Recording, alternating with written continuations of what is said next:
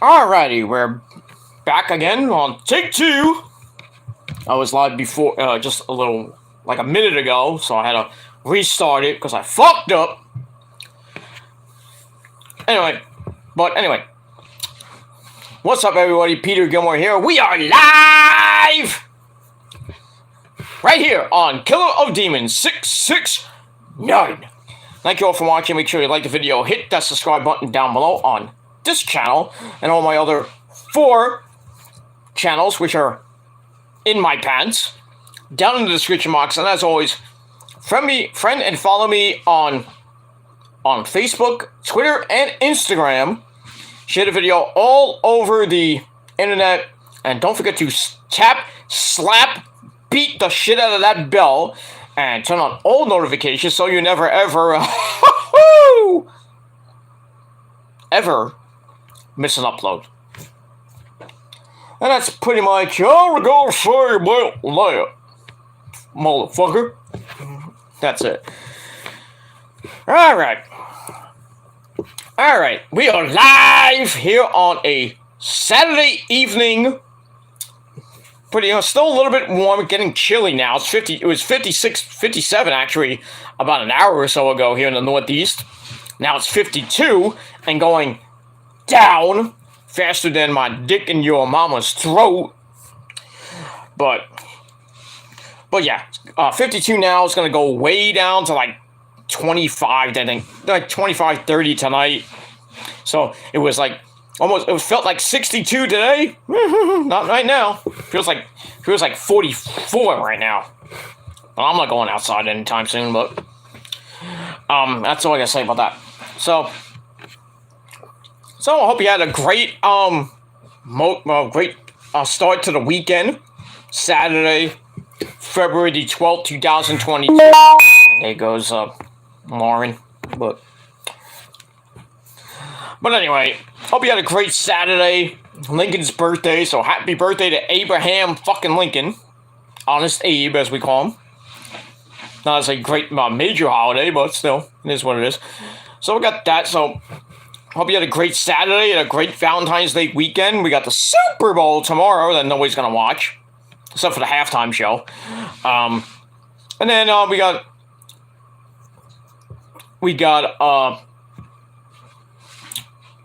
Valentine's Day on Monday, so hopefully you're getting your last minute Valentine's Day gift for your significant other. I hope you bought a lot of condoms. Not that you're gonna use it anyway, but of course some people have really tiny cocks. Unlike myself, but I have a super cock. But it is what it is. So you think I'm with the missus for 14 years? But anyway, yeah, so I already got my stuff done for Valentine's Day. I got my reservation at a nice, fancy, pretty expensive restaurant on Monday afternoon for lunch. But, yeah, we're gonna have a nice lunch at a nice, expensive Italian restaurant. Rose is gonna get drunk. I'm not. Well, there he goes. Rose is gonna get drunk, and then later on when we get home, you know what's gonna happen. We're gonna go a few rounds, because as we all know, Nick, who's in the chat, he knows drunk sex, especially on Valentine's Day. Drunk sex on Valentine's Day is the best sex, absolutely. But just remember, wrap up that burrito, because you don't want to be a statistic on Valentine's Day, because Valentine's Day is, statistically is, the leading cause of babies being made in the United States and in the world too. So you don't want to have a baby, then you wrap up that burrito. Or if you have a really good pull-out game, which many of you don't, then don't have sex then, and don't get drunk. Or don't get trapped into having sex with your significant other when they are drunk. But it is what it is. Lauren, stop, damn it. Fucking notifications, fucking shit. Anyway, yeah, so, if you're, you get the business done on Valentine's Day. You want to go a few rounds with your man or your woman or your another woman, another guy. You want to have a 3-way, a 4-way, a 5-way, or even a 6-way. I mean, it is what it is. But you don't want to have babies running around anytime soon. Then wrap up that burrito. Or if you have a good pull-out game like I do, that's if you have a good pull-out game like I do, then pull out and pray. If not, well, your loss for the next 9 months. Or go run to the nearest not the supermarket, but the nearest convenience store. Get the morning after pill for $65. But if you want to waste $65, then go ahead on the morning after pill, because your pull-out game is really weak. Unlike mine, but it is what it is. But that's it. So, enjoy Valentine's Day. The one day where men can actually get some sex. There's like 364 more days of the year you can actually get some good sex. But on Valentine's Day, most of the time you're gonna get some, unless your woman has her time in a month. But as we all know, like I said, drunk sex is the best sex. Absolutely. But just remember to wrap up that burrito. Because you want to be trapped with a kid. But it is what it is. Fortunately, I don't have that problem. But that's all I got to say about that. Alright. So, minus all that crap. Alright, on this Saturday evening, February the 12th, 2022. Yeah, I'll get to the chat in a little bit. On this Saturday evening, February the 12th, 2022, check out my last video in the description box below. I'll put it in there after post-production. Check out my video on the Metal God 669 channel, where I unbagged my new shirt, which I'm wearing right now. You can see right there. New shirt. The Valentine's Day In This Moment shirt, which I unbagged on my Metal God channel. So check it out. Give it a like, give it a thumbs up, leave a comment, and share it with your fucking friends. And that's pretty much all I gotta say about that. Alright, we're gonna get to the chat right now, and then we'll get into this goddamn fucking review. And then we're probably going to take a little bit of a nap. And then I'm going to get up later and have a sensible dinner. And then maybe I'll go live later tonight with my Saturday Night Live special. Talk about the Super Bowl. And talk about some wrestling news. Not wrestling. Well, maybe some wrestling news. SmackDown spoilers. And Rampage spoilers as well. I don't know. Well, yeah, no, not Rampage spoilers, but SmackDown spoilers for this coming Friday's SmackDown show. So see what happens with all that.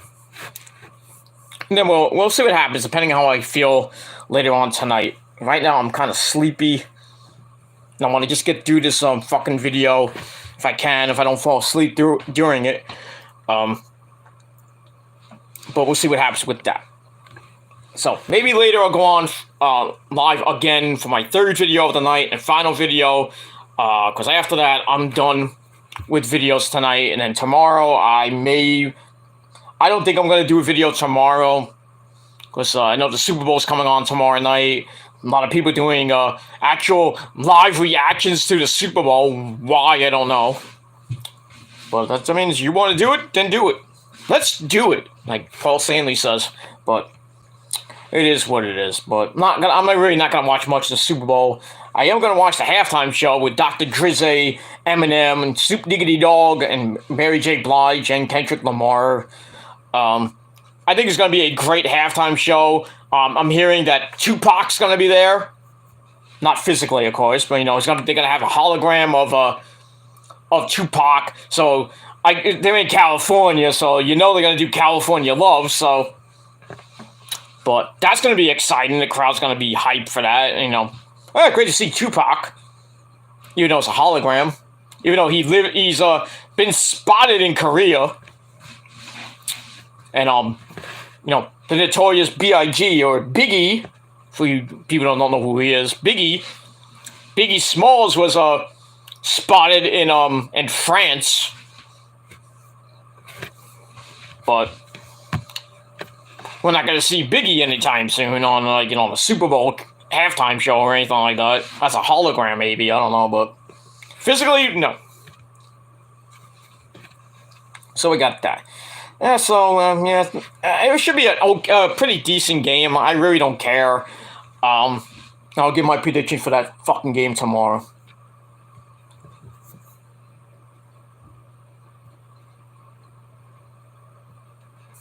And that's pretty much all I gotta say about that. So I'm watching CNN at the same time. They were talking about Biden had a critical call with President Putin, Vladimir Putin, today. Not that it's gonna help, because it looks like Russia's about to destroy the Ukraine. Much to Biden's chagrin. Fuck him. Can't even get one goddamn thing done. Can't even tell Vladimir Putin to stop fucking around.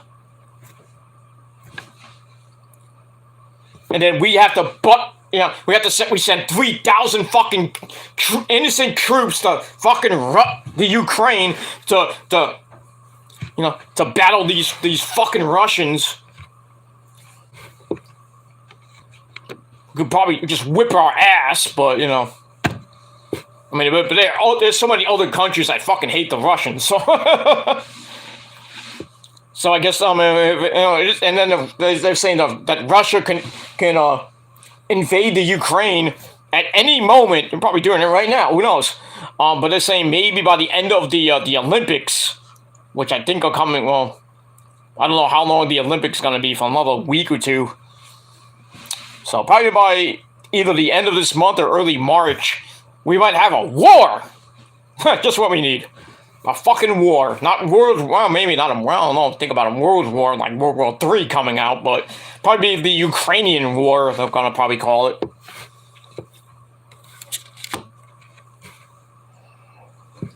Or if you're a military guy or a woman, they're probably gonna call it Operation Fuck the Russians or something like that. I know I have a lot of Russian people as subscribers. I mean, there's nothing wrong with that, but as far as a country, fuck them. Fuck Russia. That's all I gotta say about that. So we'll see what happens with that. Damn fucking allergies, god damn it, my nose. What it is, what it is. I hope you like the shirt, by the way. Alright, give me 1 second. Let me just get off camera for a second. Wish I had a freaking tissue, and I don't have a tissue. My allergies are just fucking acting up. I trimmed my nose hair, and it's not even helping me. What else is new? Alright, let's get to the chat before we get to your late out of date Monday Night Raw review. So we'll talk about that. Anyway, so let's get to the chat. We got my good friend, the Tribal Chief. The Tribal Chief of the chat, Nick Infante 92, who's multitasking at the moment. He's on my stream, and he's in J-Man's stream. That guy is on so many streams. Go make your own. But I digress. So yeah, we got Nick Infante in the chat, my good buddy. He says Raw was boring, pretty much. It was putting people to sleep. Why do you think it did a 1.3 in the ratings? It was on Sci-Fi. That's why. And yeah, if you see me picking my nose, I don't give a shit. It's just my allergies fucking up. Anyway, I gotta shave too. Especially for Valentine's Day. I gotta shave this manly beard. So we got that. Nick says 4 out of 10 for Raw. So give it a good old Bret Hart 4 out of 10.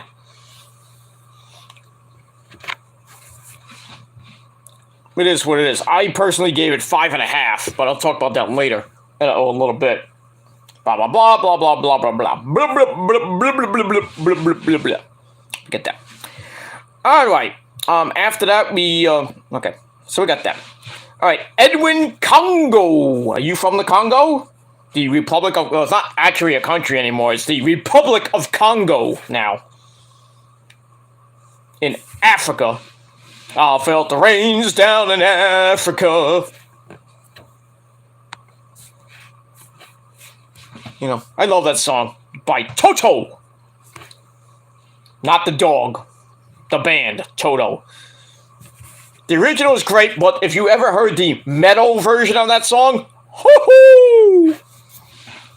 There is a metal version of Africa that's out on YouTube now. Go check it out. It's fucking amazing. Like the metal version of Dance Monkey. Dance for me, the way you do your thing, I want you to do it all night long. Something like that. Blah, blah, blah. So check out those tracks on YouTube. The metal version of Toto, of Africa by Toto, and the metal version of Dance Monkey by whoever did Dance Monkey. Not Brass Monkey by the Beastie Boys, but, I mean, there probably is a metal version of Brass Monkey. I think there is one out. I gotta check that one out. But, well, not by the Beastie Boys, of course, by my cover band. But good stuff. Good stuff. Beastie Boys, by the way, are from Brooklyn. And they went to my old high school. If I was there 2 years prior to actually being in that high school, I would have met so many good people that went to my old high school. Marissa Tomei, the Beastie Boys. Good old Edward R. Murrow High School in Brooklyn, New York. That's my old stomping grounds. Among, in my college days, you know, Kingsborough crappy college radio. Or as we, I don't know if Nick ever went to Kingsborough, Mikey Mittens went there, I know that, but I don't know if Nick ever went to Kingsborough or Brooklyn College, but we used to have an acronym for Kingsborough Community College. We called it Kingsborough Country Club, KCC. Not Kingsborough Community College. We call it Kingsborough Country Club. A lot of old farts go there. Not to say I was an old fart back in the day, but I am now, but I'm a sexy old fart. But I digress. So we got that. So yeah, not about the Beastie Boys. God bless, what's his name, who died,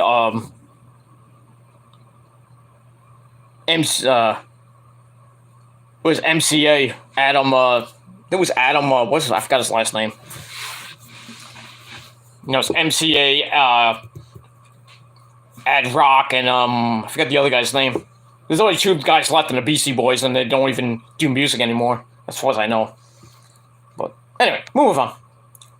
Blah, blah, blah, blah, blah. Alright, so Edwin Congo says AEW is taking over right now. Pretty much.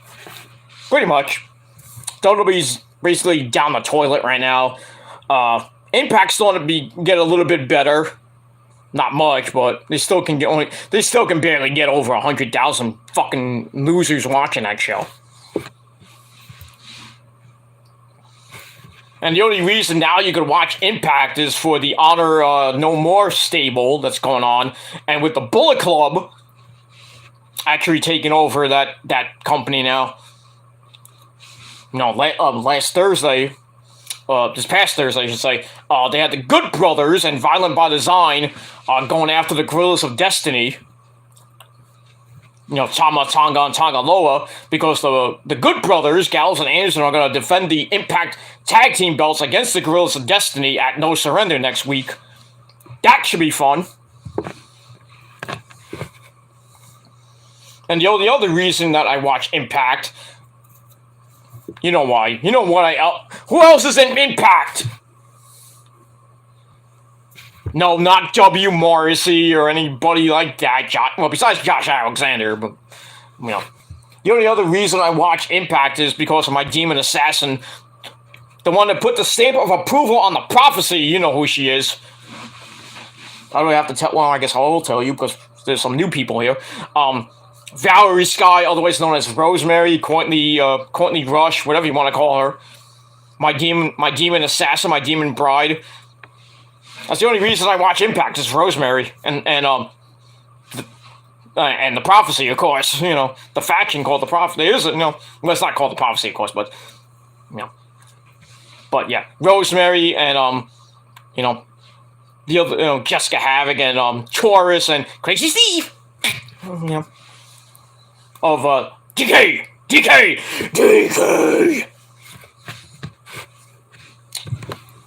It is what it is. Rosemary should be fucking Knockouts champion by now, but she's not. But the Prophecy will be getting those women's tag team belts back from the Inspiration. Those Cassie Lee and Jessica McKay, Billy Kay and Peyton Royce. For those of you who don't know who they are.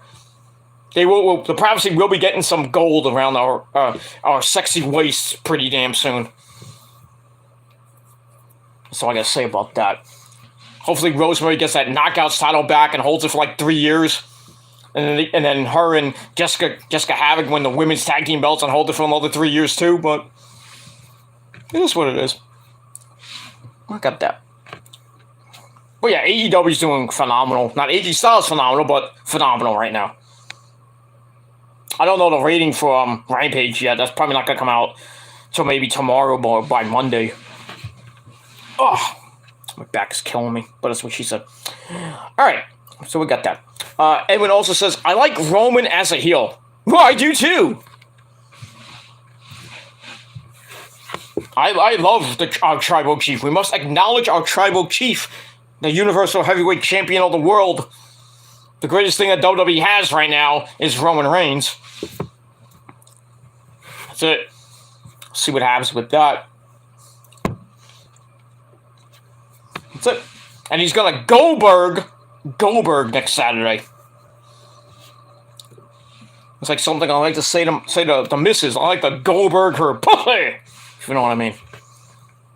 I'll do that later. If I have enough energy right now. I have no energy right now. And even though I finished, well, not our sponsor tonight because I have nothing here. So, Rain. Actually, you know what I'm gonna do? I'm gonna take a break. Take a quick drink break. I'll be right back. I'm gonna get some water. I would get Pepsi, but I want to get water.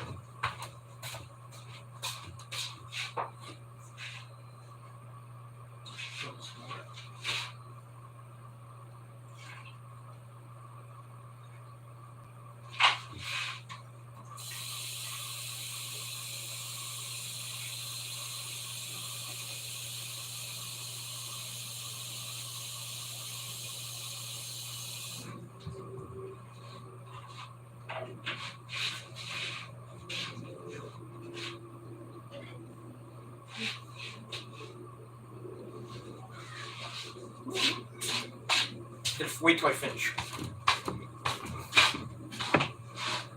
Alright, we're back. By the way, check out the new shirt. I think that this shirt is still you can still buy it on In This Moment's official merchandise store. Just Google it. Google In This Moment merchandise store and you should find it.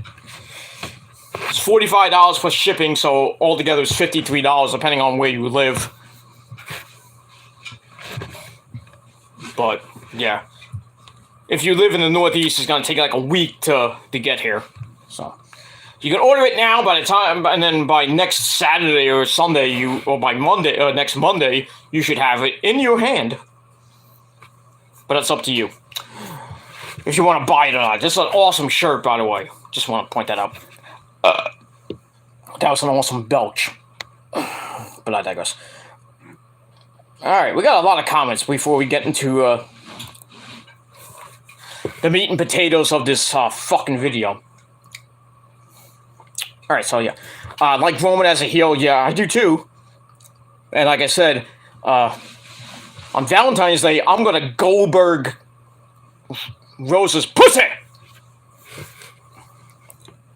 And you should too. No, not Rose's pussy, but if you have a significant other, you can Goldberg your girlfriend too. Or your boyfriend. I don't discriminate if you're gay or you're lesbian or you're transsexual. I don't give a shit. Just don't splash on me. Unless you're a lesbian, that's fine by me. If you're a lesbian, you can sit on my dick. I don't give a shit. You can be lesbian, but I'll turn you straight. You won't be lesbian for long. You get on my super dick, forget it. I don't care if you want use like, yeah, I'll sit on your lap, I'll give you a lap dance, but you know, I'm lesbian. No, you won't be for long.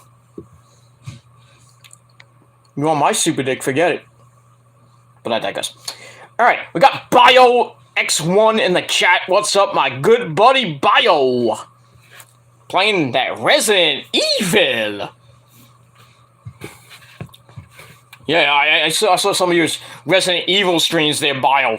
Good shit. Good shit. Resident Evil 0 HD, Resident Evil 1 HD on the PlayStation.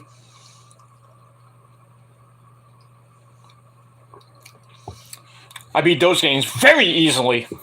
Shooting zombies in the fucking head.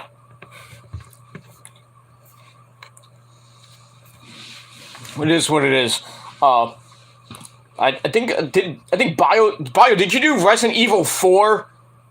I know there's an HD version out, I think. On PC there is. Not on PlayStation yet. But there is a Resident Evil 4 HD remastered version coming out. Well, there's one on PC, because I'm subscribed to a guy named Albert Wesker. Not his real name, but he does a lot of Resident Evil type streams with different mods and stuff like that. And he kind of debuted the Resident Evil 4 HD. I don't know if it's a mod or it's an actual HD PC game with some new levels and stuff, which is awesome. I can't wait for that game. If it comes out on PlayStation 4 or 5, and if you can download it on PlayStation Network or anything like that, but right now you can't. It's only on PC as far as I know. But anyway, Bio says, where am I? Alright, Bio says, hello, killer of demons. Well, hello to you, sir. Alright, I like the shirt. Thank you. You want one? Go get one. You ain't gonna take this one off me. I don't care how much money you have. I'm not sending it to you. Go get one yourself at the official In This Moment store. Right now. I don't know what. I think it's just for a limit. This shirt's only for a limited time. It'll probably be gone by Valentine's Day, so you might be able to get it now. I think it's still there. I think you can order it up to Valentine's Day.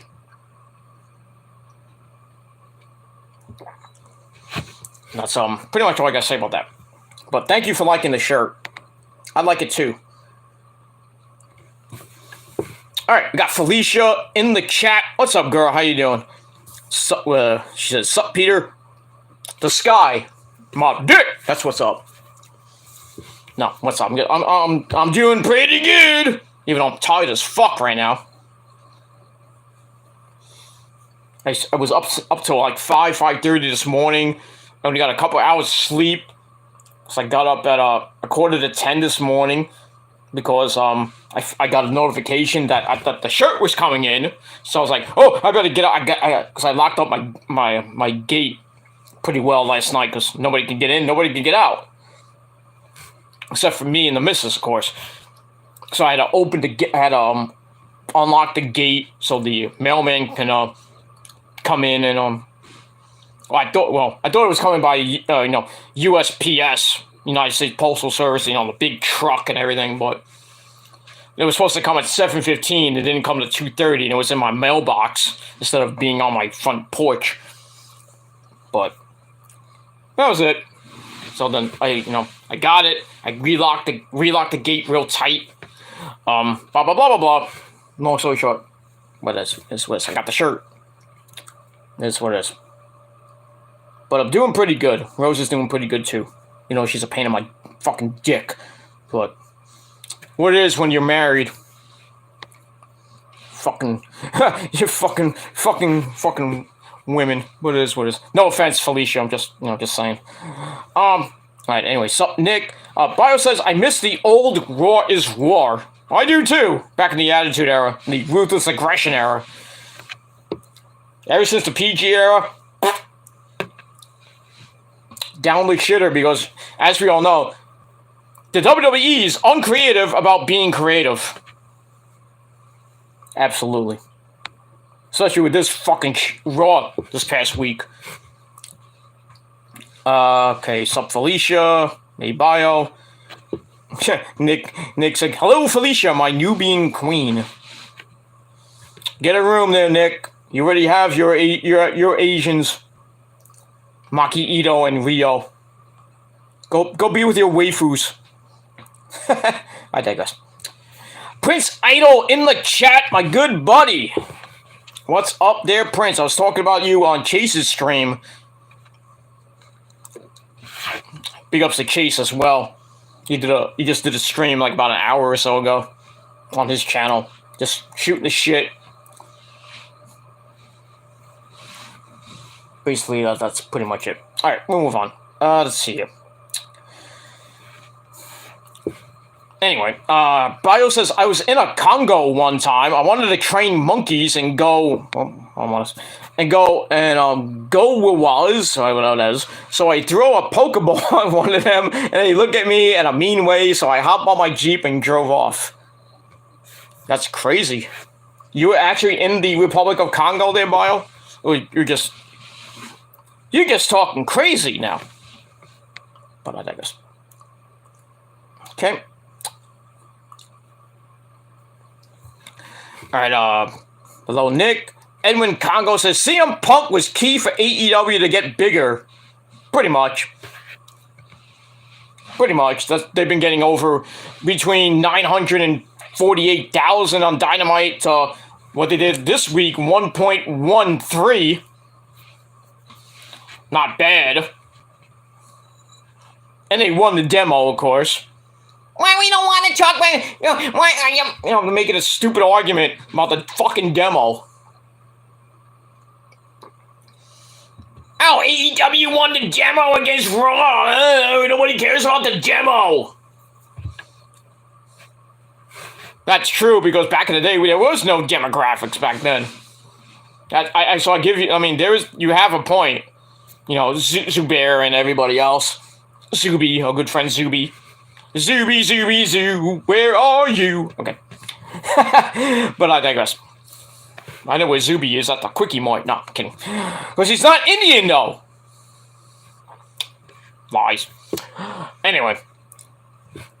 But yeah, all these people are, all these WWE marks are just, yelling at the AEW fans up the wazoo. It's like, oh, you're the demo! Nobody cares about the demo! Yeah, but you know what we really do care about? The wrestling. Which WWE does not do. Because their shows suck! Especially NXT.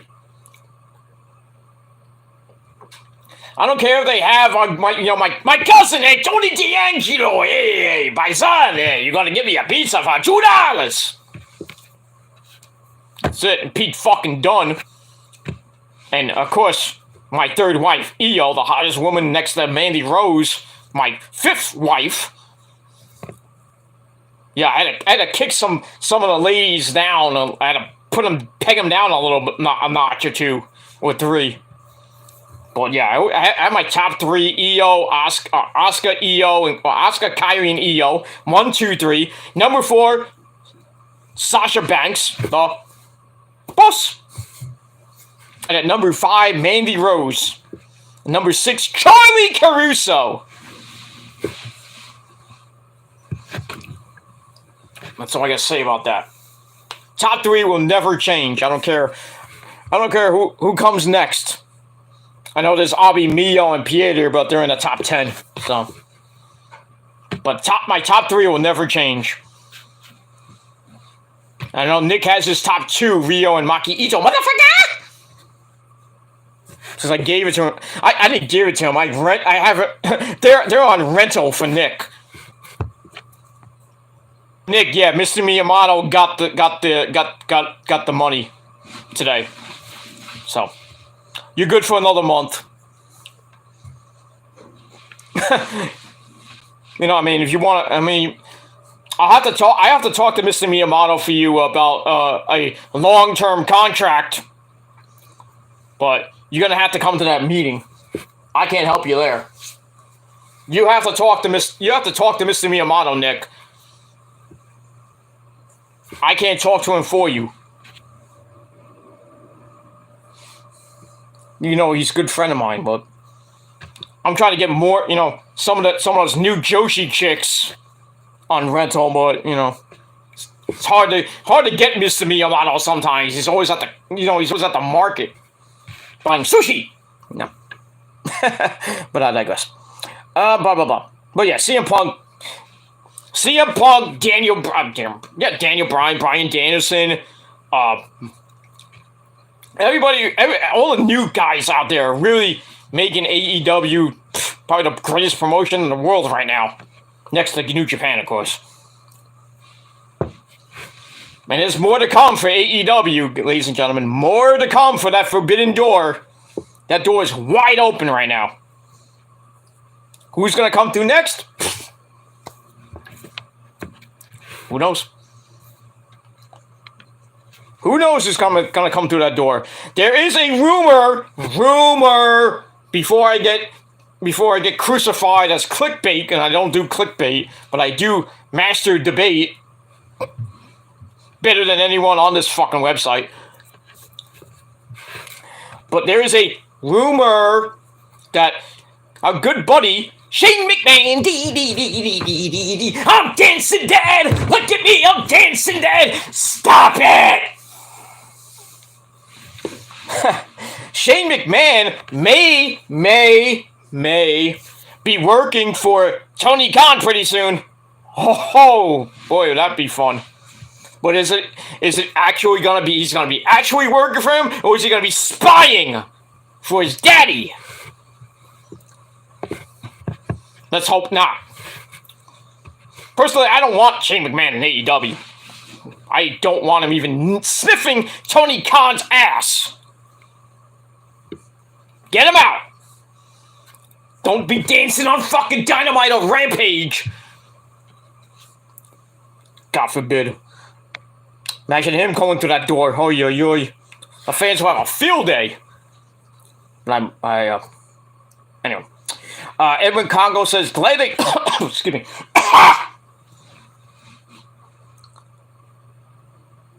Where was I? Alright, Edwin Congo says, glad they took the opportunity quick. I agree with that. Unlike old slow McMahon. Old slow man McMahon. That's a new one. Or as I call him, the senile 76-year-old bastard. Vincent Kennedy McMahon. Boy, did he fuck up Keith Lee. How do you fuck up Keith Lee? Well, you're Vincent Kennedy McMahon, that's one. And the creative team. Bruce Pritchard and John Laurinaitis People Power. How do you fuck up Keith Lee? And Killer Cross and a bunch of everybody else they released. How do you fuck them up? And then Keith Lee comes to the door on Wednesday night. That's how you do a fucking debut there, Vince. Look at Jay White last night on Rampage. That's how you make a fucking debut. You know, they really should have been on. They should have done the in-ring debut with Jay White on Dynamite, not the backstage. But the fans went nuts on Rampage when he came out. When he came in the ring and then gave Trent Beretta the Blade Runner. I can only imagine who he's gonna fight in that United States of J Invitational on February the 17th for New Japan Strong. I can only imagine who it could be. It's a free agent, but we don't know who it's gonna be. We don't know. Who's a free agent now? Killer Cross? Well, even though he's in MLW now with Scarlett Bordeaux. Maybe be John Morrison? Could be a good match, but who else is a free agent that can fight Jay White right now? Who do you guys think? That's what I think. Mr. Belch. I think us. Okay, Bio says I have to refresh my page. Refresh my page because some things are in my way. Well, get them out of the way, goddammit. Nick says, "Oh, got it." We'll move on. Bio says Coke is better than Pepsi. No, Bio. I have to disagree with you there. It's the only reason I will disagree. Coke is not better than Pepsi. Because as we all know, Nick knows. I'm going to tell you, Bio, right now. When you drink Pepsi, it's the drink of champions, my friend. Because you get the girls that go, "Oh, shit!" When you drink Coke, you get the girls that go, "Oh, shit!" You get them nice and wet and everything, and they're just like, they go, "Oh shit!" When you drink Pepsi, they go, "Oh shit! Give it to me again!"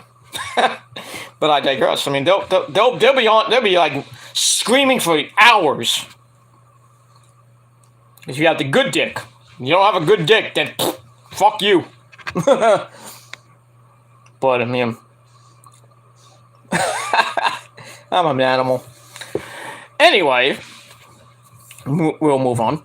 All right, Nick says I was actually going to talk about this on my Saturday Night Live show, but we'll talk about it now. Excuse me. Nick says I read WWE could keep Mustafa Ali under contract for 2.5 years. They are basically keeping him hostage at this point. Basically, Mustafa Ali did have a tweet. He says, "I'll see you in 2.5 years." Damn, sitting at home on your ass for 2.5 years. Gonna feel like CM Punk for 7 years, but it is what it is. Sucks to be you there, Mustafa Ali. That's not even your real name. His name is Chris. No, I don't know what his real name is. Yeah, but he's home with his wife, and I think he has 3 kids. It's gonna suck being at home doing nothing. Yeah, but at least he's home. He can bang his wife all every fucking day. I don't give a shit. That's what I do at home. At least I don't have 3 kids, though, but... I work, I make my money, and then I go bang the missus. All in the day's work. I digress. I'm tired. I have no energy to do anything right now. Alright, we had a... I can't even get to this goddamn... every time I try to look at a comment, I can't... Oh, there it is. Oh, it's a bot. Oh, of course. A bot. Alright, we got a few more comments and then we'll get to this fucking review. Chase is in the chat. What's up, Chase? He had a good stream little about an hour or so ago. Check it out on his channel if it's still up. I don't know if it's still up or not. Anyway, Bio says, "Thank you, Killer of Demons. it sucks I can't stream and premiere every day because of work. Pretty much the same thing with me. I can't stream every goddamn day because I have a fucking life. And yes, I've already mastered Resident Evil 4. It's all in my playlist. Yeah, I think that's what I'm talking about. But that's the original Resident Evil 4. Are you gonna did you? I have to look at it. But Bio, if you're still watching, did you do the side stuff? You know, with Ada, Project Ada, and the other downloadable stuff that was on that game? And if not, you should. Just saying. I don't know if you did it or not. I have to look at the playlist. But yeah, Resident Evil 4 is probably, I think, the best one in the entire franchise. A lot of people saying Resident Evil 2. Some people say Nemesis, but I think 4 and 5, in my opinion. 4 and 5. Good shit. 2 is, I would put 2 in, I would put, okay, here we go. My top, okay, I'd probably put my top 5. Number 1 would be Resident Evil 4. Number 2, Resident Evil 5. Number 3, Resident Evil 2. What was that? That was number 3. Number 4 would be Resident Evil 8. Number 5 would be Resident Evil 7. Bio has Resident Evil 7. But the worst one in the franchise, Bio, I hope you agree with me on this one. The worst game in the Resident Evil franchise is number 6. Fuck number 6. What the fuck was that? I hate playing it. I hate playing it. Especially the part where you're with, it's Chris and that other chick.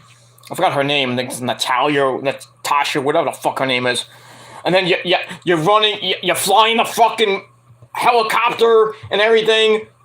And then getting onto the helicopter is even the hardest part. And then controlling the helicopter. What the fuck, man?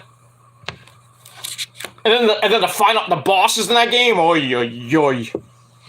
If you don't have a lot of fucking ammo, you're fucked. That's what all Resident Evil games, but yeah, Resident Evil 8. I mean, you didn't even have that much ammo until near the end. When you played as Chris, when you had like almost unlimited fucking machine gun ammo.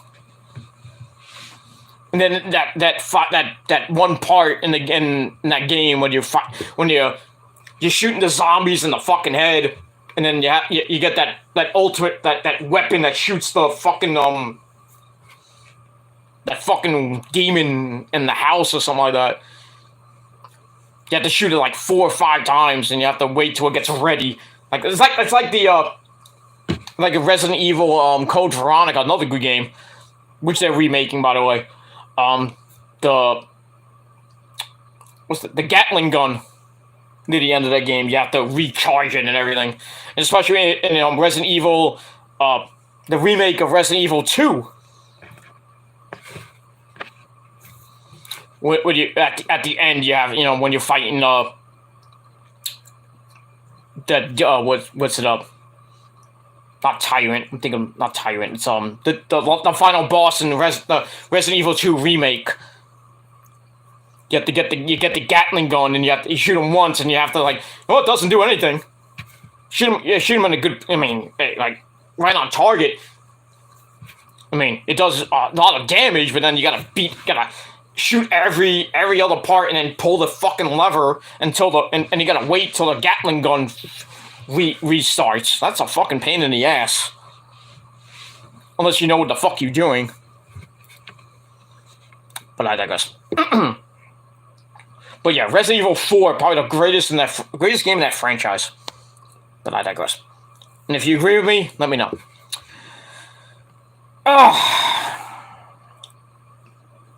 We'll move on. Alright, Prince Idol says, you were talking about how much of a sexy boy I am. I don't know about that, but anyway. Hashtag Prince, hashtag Billy Idol, rock on. Nothing wrong with Billy Idol. Nothing wrong with Billy Idol. It's a nice day for a white wedding. Personally, if you listen to this band, they did the remake Black Wedding, which Billy Idol wrote most of the lyrics with Maria, by the way. Those of you who don't know. Maria and Billy Idol wrote Black Wedding. And then Rob Halford, the metal god, is on that song. I mean, can't go wrong with that.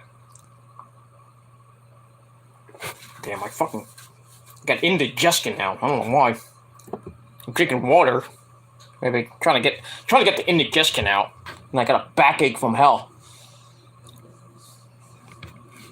It's the weather is changing. That's why it's 50 degrees right now. It's 57 at like, it was 3 hours ago. It's 50 right now. 7:01 p.m. And it's gonna keep going down, like my dick in your mama's throat. By like 5 a.m. it's gonna be 31 degrees. Whoosh. Wacky winter. What else is new? Move on from that. But yeah, nothing wrong with Billy Idol. I love Billy Idol. Moni Moni. What else? Eyes Without a Face. Eyes Without a Face. You know. Moni Moni. Rebel. With a rebel yell! More! Yeah. Gotta drown out my voice. You bastard. But anyway, yeah, Prince Idol's a sexy boy, but not as sexy as me. He's not as awesome as him. Oh, no. I said the word. God damn it. Yes, what do you want now, Mike? You said my name! Gilmore! I'm awesome! I know, but I was saying that Prince Idol was kind of awesome. Who's Prince Idol? Is that some schmuck? Well, Mike, be easy. He's a cool guy. You know, say you're sorry. Say it. Say it, or I'm gonna put you through a flaming table, Mike. Okay, I'm sorry, Prince Idol. I'm sorry. Okay. You're not as awesome as me, though. Anyway, you want to say hi to Nick? Nick misses you. Hi, Nick. Hi, Nick. How you doing, you bastard? Anyway, so how you doing, Mike? You getting ready for Valentine's Day? You taking Mae Young out on a nice date? Oh, by the way, how did your date go with Sensational Sherry the other day? Not so good. Well, what happened? She kneed me in the balls. Why? What did you do now? I told her I was awesome. Okay, that was a compliment. But why did she knee you in the balls? Well, Mike, why did she kick you in the balls? Come on, just tell the class. Why did Sensational Sherry knee you in the balls, Mike? Come on, Mike, tell the class. Well, I don't want to say. Mike, you tell the class why she kicked you in the balls. Or I'm going to kick you off my show. Okay. I try to reach around, you know.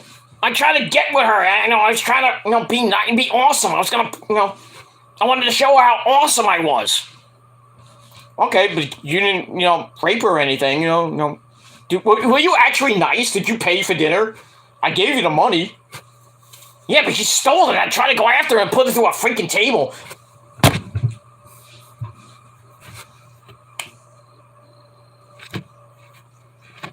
I tried to help you because, I wanted you to get away from Mae Young and everything. And now you can't, Not only is Sensational Sherry mad at you, fucking Macho Man is mad at you now. Oh, now, here he comes. Oh, great. Now I have to stop a fight. Randy, calm down. Randy, calm down. Ooh, yeah, Macho Man, I'm gonna fuck you up, Mike Awesome. Ooh, yeah, Macho Man, I'm gonna drop my elbow down from heaven. Leave me alone! Randy, I'll take care of it. Go back to Miss Elizabeth. I'll take care of it. Okay, Gilmore. Oh, yeah. You take care of it. What you mean? Mike, I'm pissed off at you now, man. You're suspended for a week. Don't come on my show anymore. I'm pissed off at you now. So now you made Nick pissed off too. So go in the corner, and I'll talk to you next week. All right? You're suspended. And I'll never talk to you again. Oh, come on, Gilmore! Mike, you fucked up the date, man. I told you.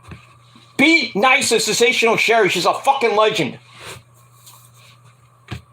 Now what happens? Now she's pissed off. Now I have to go talk to her.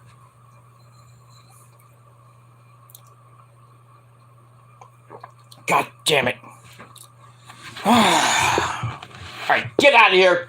Go back to fucking Mae Young in the ass. I don't give a shit now. Before you go, can you say goodbye to Nick?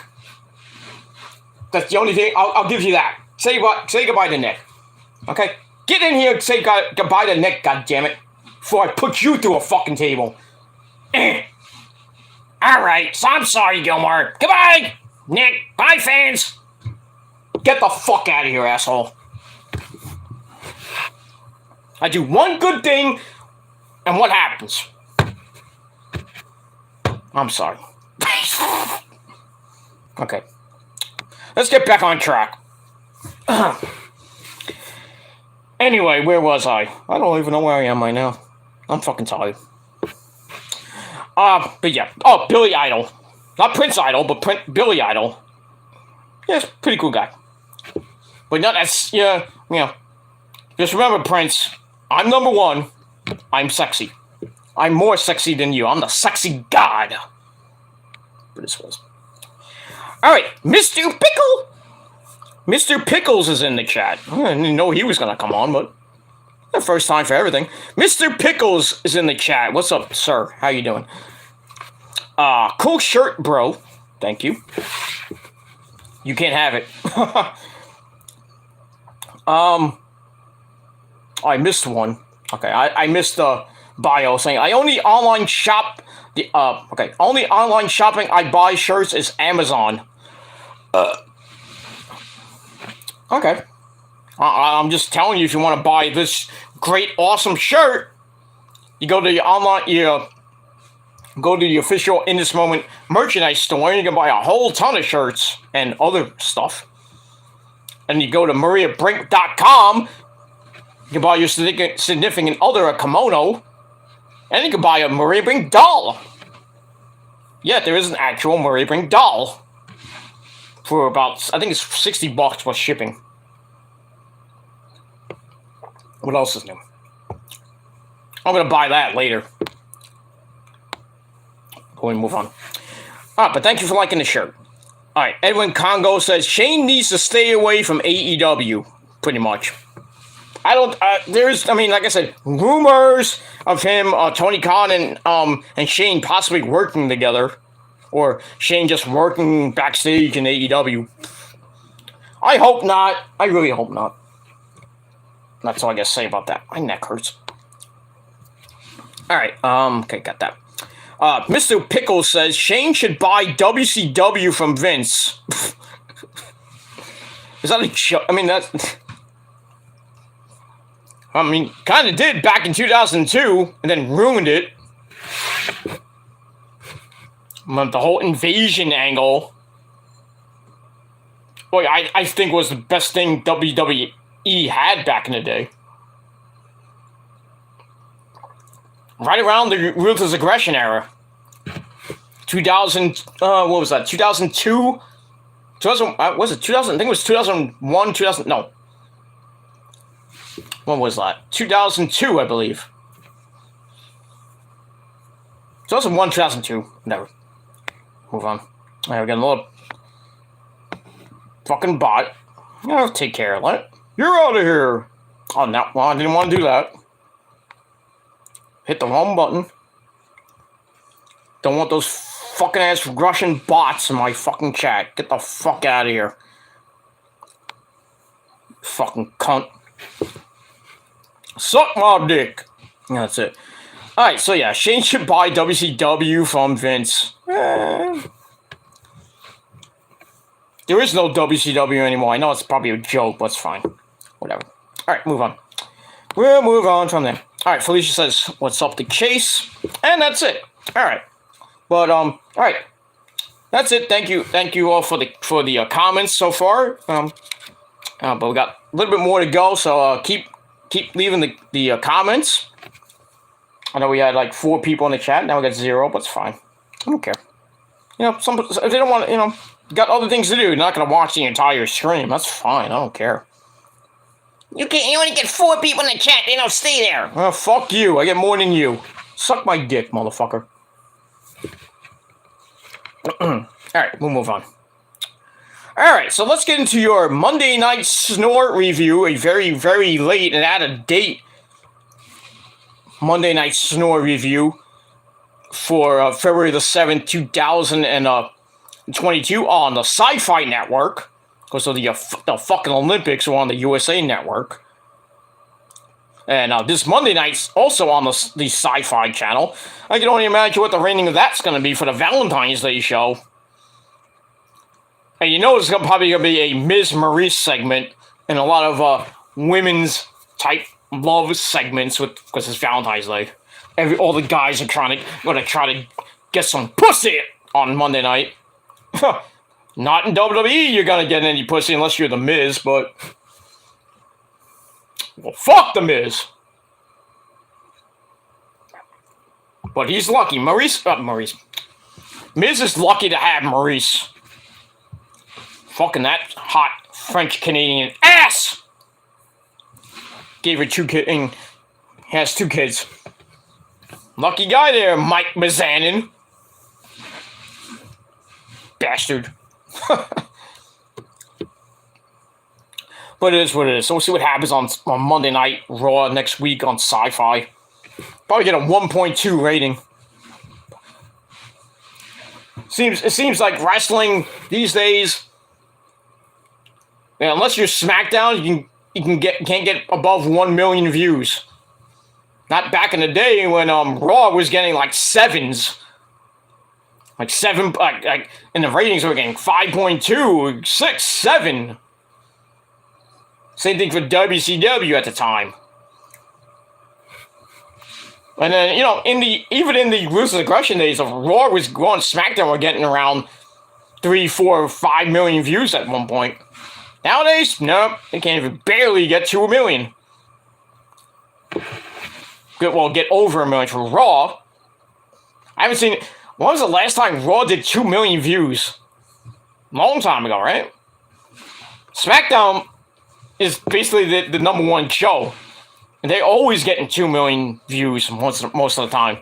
Because on Fox, a major network, not the USA network, even on Sci-Fi, can barely get over 1 million views. I'm saying for Raw. For NXT, 400,000 views. Good Lord. I can only imagine what this week's NXT is going to be for Vengeance Day. They probably won't even pull a fucking rabbit out of their ass and get 500, 600,000 views for that show. And AEW is consistently around 1 million views. Not every week, but And Rampage is between 450 and at most once in a while it gets around over 600,000 views. We really need to get away from the 10 p.m. time slot. I think they should go to 7 o'clock, my opinion, on Friday nights, not 10 o'clock. Go to 7 o'clock. I would say go to 8, compete with SmackDown and go to 8 o'clock, but I'd rather go to 7 o'clock. A lot of people not at home at 7 o'clock. Depending where you live, of course. Oh, my back. Fucking windy as fuck outside. Alright, anything else? Okay. Alright, so we got that. Alright, so let's get into the review. Let's not waste any more time. Damn, I got so much fucking acid. I got a headache now. Not this, well, not that head, but this head. You know, I will be getting this head hurt later if I have enough stamina. Well, not stamina, but because I can go all night long. But I'm just fucking tired, man. I need a nap. I just need to lay down. It's Saturday. There's nothing really on. Saturday, really. That's it. All right. We'll move on from there.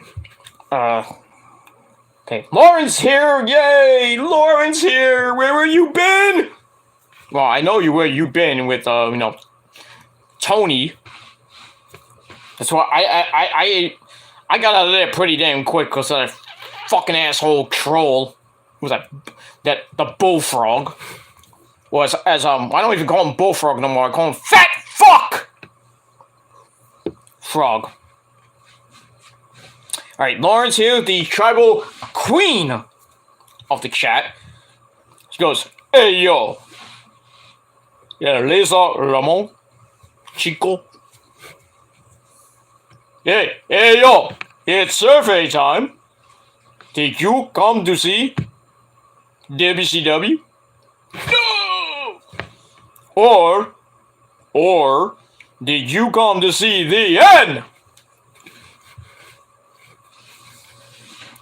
Survey says, one more for the big guy."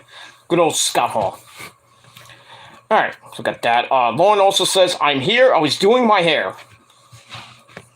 Oh yeah, that's right. You, I saw the picture of the hair color. Nice. What's that? That's I know it's red, like not hot, well, burgundy red. Yeah, Rosa uses that actually too sometimes. Uses that Ferrier hair color, which you can buy at CVS or your local convenience store. Yeah, Rosa uses that hair color too. That burgundy color. Hasn't really dyed her hair in a while, but because she's old. But I digress. But yeah, I can't wait to see. I gotta see the final product, hopefully. But yeah, Lauren's changing her hair color to look like Lita. Nothing wrong with that. Nothing wrong with that. We move on. Alright, so Raw this past Monday emanated from the Ball Arena. Nice name for an arena. The Bowl Arena, where they play with a lot of balls. Are they big balls or are they small balls? I don't know. But anyway, I got big balls. She's got big balls. There's such big balls, they're mighty big balls. But we got the biggest balls of them all. Balls, Axel, Shaw. You watched ECW back in the day. Balls, Mahoney, Axel, Rotten, and the Shaw. 3 legends. God rest their mighty souls. I'll be putting Mike Awesome through a fucking table.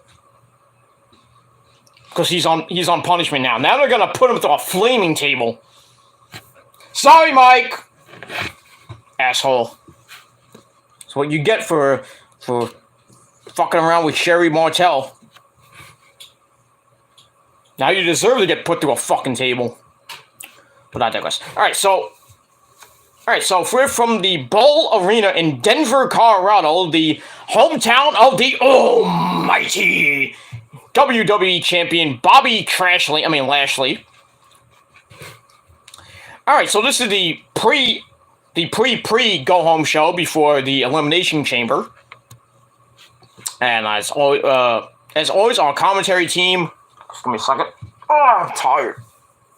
I'm losing it. So we'll move on from there. Our commentary team, as always, Jimmy Smith, Byron Saxton, and Corey Slave, who was on SmackDown last night, because Pat McAfee's at the Super Bowl. Not that commentary was great on SmackDown last night, but yeah. Kind of missed I kind of missed Pat McAfee last night when Shinsuke Nakamura and Rick Boogs came out. Boy, that segment sucked. With the fucking Rick Boogs. Let me tell you.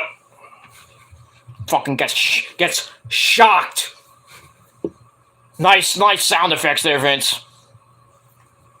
Would have been nice if he actually did get shocked and the fucking sparks came out of the mic. That would have been nice. But, you know, this is WWE, PG. Let's keep it clean. You know, that if Tony Khan did something like that, there would be sparks flying and freaking smoke coming out of Rick Boogs' fucking hair and stuff like that. He'd be on fire.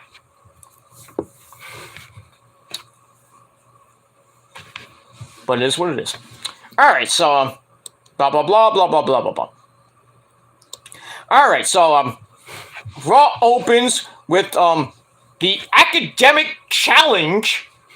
The final part of the Academic Challenge, the Quiz Bowl, between the Alpha Academy, Chad Gable, and Otis. By the way, shush! Shush! I love when he says that. Shush!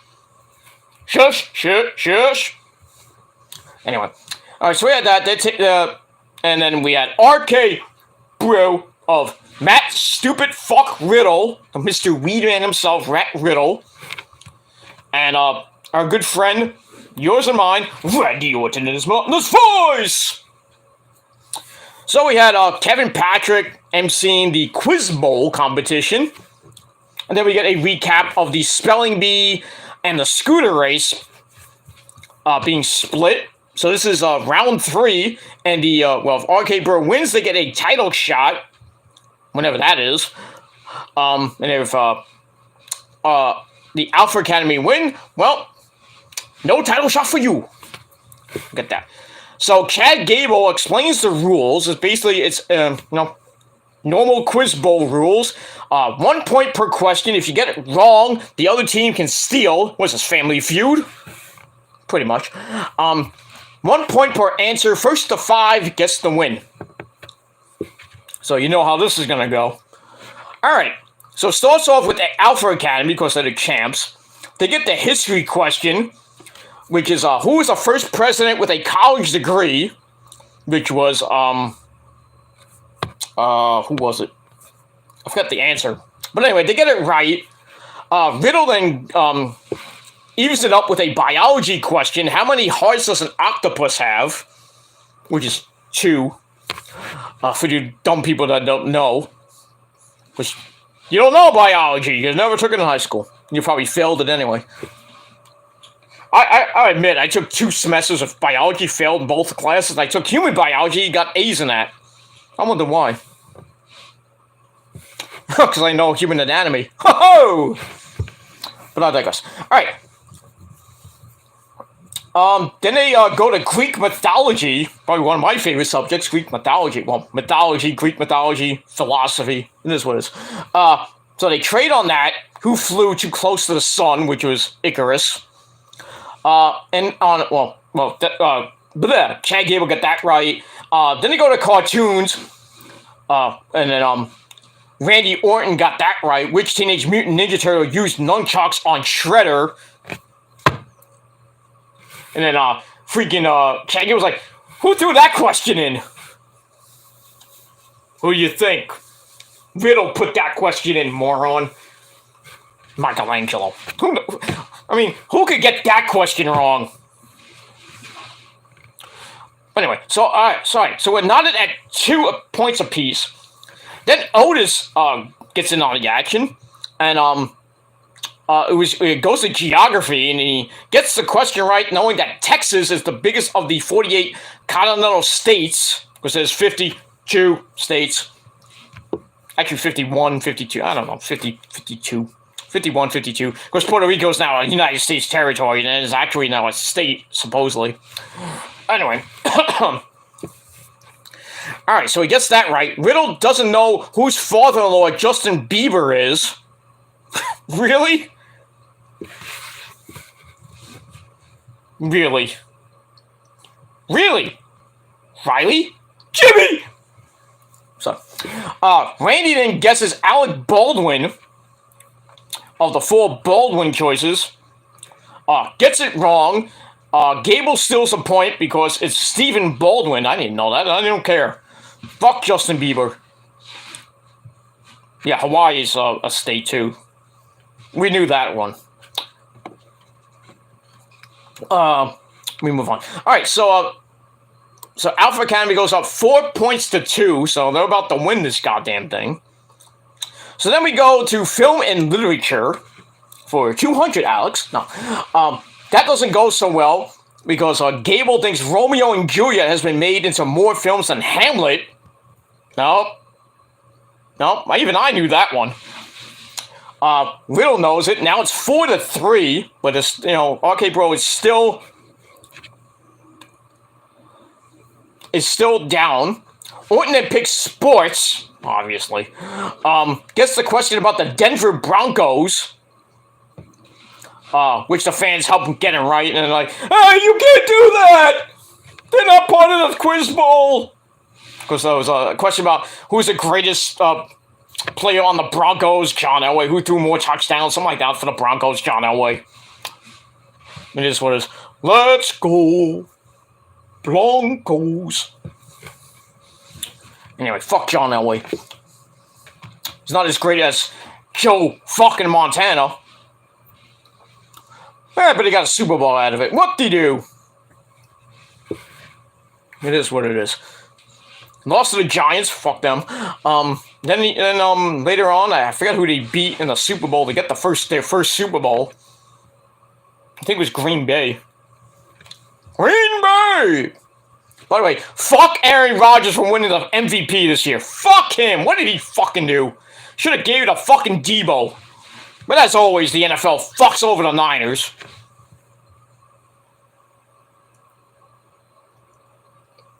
Fuck you, Roger Goodell. Hope you get booed at the Super Bowl, you fucking assholes. No, John Elway's not a GOAT. Sorry. Anyway. Alright, so, where was I? Alright, so now it's not at 4. The next correct answer wins. So Gable insults the fans, and then gets the final category of metric conversions. And he gets the question wrong. How many grams are in an ounce? And then Orton gets it right, even though he botched the weed fucking thing. Because Riddle's like, oh, I know this one. Because he smokes a lot of ounces of weed. And then Orton's like, hey, I'm at home all day, I have a hot smoking wife. I bake all the time. How do you botch a weed joke, Randy? Come on now. Anyway, so he gets it right. So RK Bro wins the academic challenge. They get a world tag team title shot, whenever that will be. Not at I don't think it's at the Chamber. I don't think. Anyway, Gable goes into a humongous rant about, and the buzzer keeps getting off. He's like, shush! Shush! That buzzer is annoying! Well, you're annoying too, there, Chad Gable. Chad Gable reminds me now, this gimmick that he's doing now reminds me of Kurt Angle back in the day. Anyway. Let me move on. 1 second. I had to do that. I had to get the belch out. Sorry. There we go. Too much beer. Alright, so after that, the Street Profits come out. Montez Ford and Angelo Dawkins, they come out. They say Alpha Academy owes RK Bro a title shot now. But Gable's like, I want the match right now! Why not? Let's do it. Let's talk a lot more action here on BCR. On the show. Alright, so I gave the academic quiz bowl, I gave it 2.5 out of 5 stars. That's it. Alright, so after that we go to match number 1, the Alpha Academy against the Street Profits. fucking 5.5-minute match because the first segment lasted like, what, 15, 20 minutes? And the first hour was commercial free, which I thought was nice. Fuck commercials. They should do that all the time for wrestling. Fuck commercials. Oh, we got bills to pay on the network. Fuck the network. But that's all I gotta say about that. Alright, so we get to the match. Getting near the end of the match, Otis has to make the save on a T-bone suplex by Dawkins. Otis makes the save. Montez Ford then hits a big running flippy-dippity-doo on the floor, taking out Otis. That leaves Gable to pull Dawkins into the ankle lock. Dawkins counters into a pin on Gable. Actually, no, I take that back. He pulls Dawkins into the ankle lock, and Dawkins tried to counter, then Gable stacked him up for the pin. 1, 2, 3. The Alpha Academy get the win over the Profits. What else is new? And that's it. Match was So I gave it 2.25 out of 5 stars. Alright, after that, we go to a video on the lovely Lita. That, I'm going to hear from Lita, I think, later. Alright, after that, we get the hometown boy, Bobby Lashley, coming out with, MVPs out there to give him a big introduction. And he does his best Paul Heyman style intro. The reigning, defending, undisputed WWE champion, the almighty Bobby Lashley. Blah, blah, blah. Alright, so he comes out, starts, high-fiving the fans, kissing babies. I'm like, when did he become a face? Probably pretty much. He is a face now. I don't know why, but okay. He has a big reaction, because he's the hometown boy. MVP talks about how Lashley took the title from Brock Lesnar at the Rumble. Then Lesnar wins the Rumble, earns another shot at WrestleMania. So MVP's like, well done there, Brock. But now he wants in the Elimination Chamber as well, which is basically pure fantasy, as MVP says. So MVP says Lesnar's in the match, but taking the title from Lashley is just pure fantasy, like he said. Lashley says, the champ lives here! Fuck you, Cena. Then he talks about how Lesnar disrespected his authority. Then mentions last week Lesnar came to the show, said he wanted to get into the chamber, but what Brock doesn't realize is that he'll be locked inside with the Almighty One. And after the chamber, Lashley is going to WrestleMania with his belt, and maybe facing Roman title for title. I'd love to see that instead of Brock versus Roman, but we'll see on Saturday. Simple, right to the point promo from the Almighty. Pretty good, so I gave it 2.25 out of 5 stars. And that's it. Excuse me. I'm dying. Not yet. Anyway, alright, then we gotta look back at Miss Bliss, Alexa Bliss, getting her replica doll Lily back last week. So we're gonna get more with this situation, with the journey to Raw with Miss Bliss. This week, Alexa seems to love the doll, but then the therapist's like, give it back. Give it back. And then she's like, no! No! Lily! No! Crying like a bitch. There's no crying in wrestling. Where's this leading to? I have no idea. Is she going to be in the chamber? Because there's a women's elimination chamber match now. Is she going to be the 6th and final entrant? Well, it could be. I'm thinking it's Asuka personally, but I digress. We'll move on. All right, so we get that. So I gave that 2 out of 5 stars. All right, back to the arena we go for a non-title match between Damian Priest, the United States champion, taking on the phenomenal one, AJ Styles.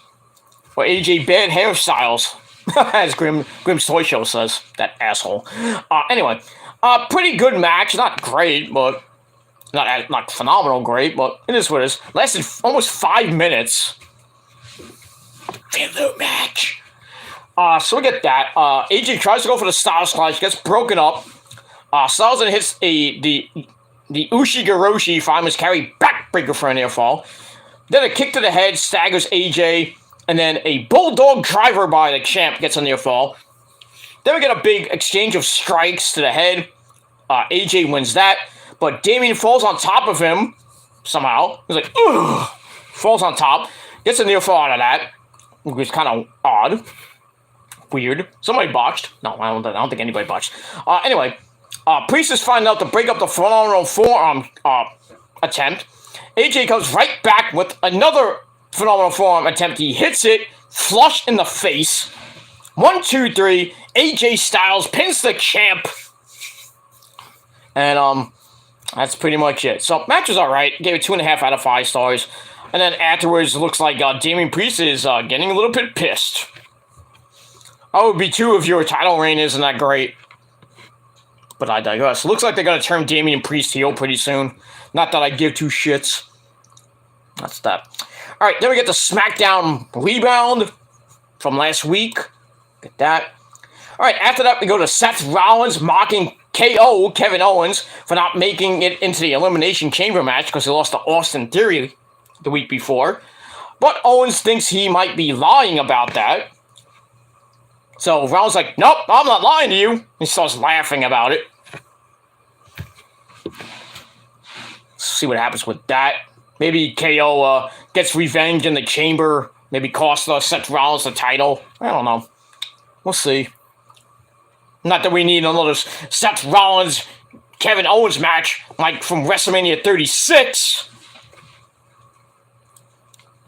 But knowing WWE, they're going to give us like 6 million rematches from 2 years ago.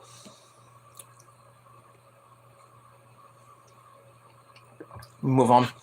Alright, after that we got Miz TV with Maurice looking hot as always in that latex red thingy you do, looking fucking hot. I like to fucking rip that fucking latex off and fuck her in the ass. Sorry there, Mike. Anyway, they waste no time to bring out the Mysterios. Why not? Because from last week where the Miz beat Dominic Mysterio. So they bring him out. Miz and Maurice start dancing during the entrance. Please, 9. There goes another notification. Now my allergies are fucking acting out. God damn, I'm about to sneeze. I don't want to sneeze right now. I'm trying to hold it in. That's what she said. Anyway, Miz then mocks Dominic for losing last week. And he's like, when my head goes up, your mouth goes shut. Crap. Miz says, I didn't cheat to win last week, unlike Agent Beth Phoenix at the Rumble. Then he talks about how he used the Money in the Bank contract to become the WWE champion last year, but the fans still chant, you're a cheater. And then, Miz then talks about Rey Mysterio being on the cover of WWE 2K22 instead of him. And then, Miz is like, well, what do you have that me or Maurice don't have? And then he goes, praises Maurice, thinking she was great at the Rumble, thinks Rey, and then Maurice says, you should call yourself Rey Mysterio. Oh my god. Maurice Mysterio. Who thought of that line? Probably Maurice. Anyway, Dominic then, and then, I liked how they got up and then, Dominic gets in the face of, Miz and asks for a rematch.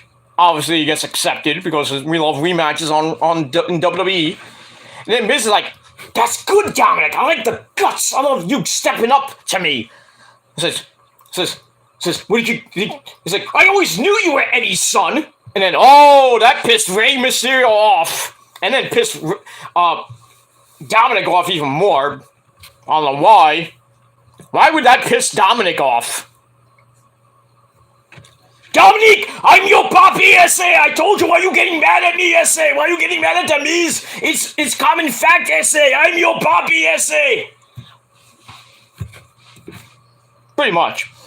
Anyway, so I got that. So I gave that 2.25 out of 5 stars. Then we get to the rematch, which lasted a minute 40 seconds. Really? And Dominic grabs the excuse me, the referee gets rid of Maurice. You're out of here, bitch. And Raiden trips the Miz.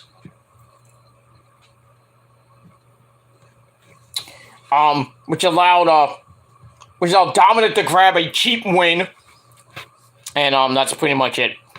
So I give the match 2 out of 5 stars. Afterwards, Dominic does the Eddie Guerrero es el Latino Heat dance to celebrate. Hey, Daddy, I did it for USA! Thank you, Dominic. I always knew I was your papi, USA.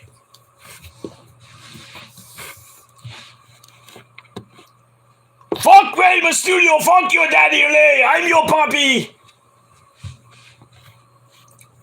You know, he didn't win that stupid custody of Dominic match back in 2000 and what year was that? 2006? On I forgot what pay-per-view that was. I would have loved for Eddie to win that match. That would have been funny. But, you know, obviously they had to make Rey win. But imagine Eddie Guerrero winning that match. That would have been really fun to go after what would have happened months later. And if Eddie didn't kill himself, I think he would have been world champion 3-4 more times. Maybe 5. Who knows? But, you know, sadly, not with us anymore. Hall of Famer Eddie Guerrero. Alright, after that, we get to Nikki Ashhole taking on Bianca Belair. Bianca Belair. She plays for her hair. That's not even her hair. It's Bianca Belair. Nothing great. Nothing to see here. Both women are in the Belch contest. No, the women's chamber match is Nikki Ashhole, Rhea Ripley, Bianca Belair. It's Rhea Ripley, Nikki Ashhole, Bianca Belair, Liv Morgan. Who's the 5th one?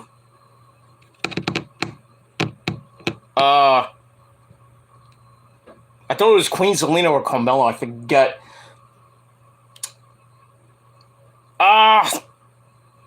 Fuck. I forget who it was.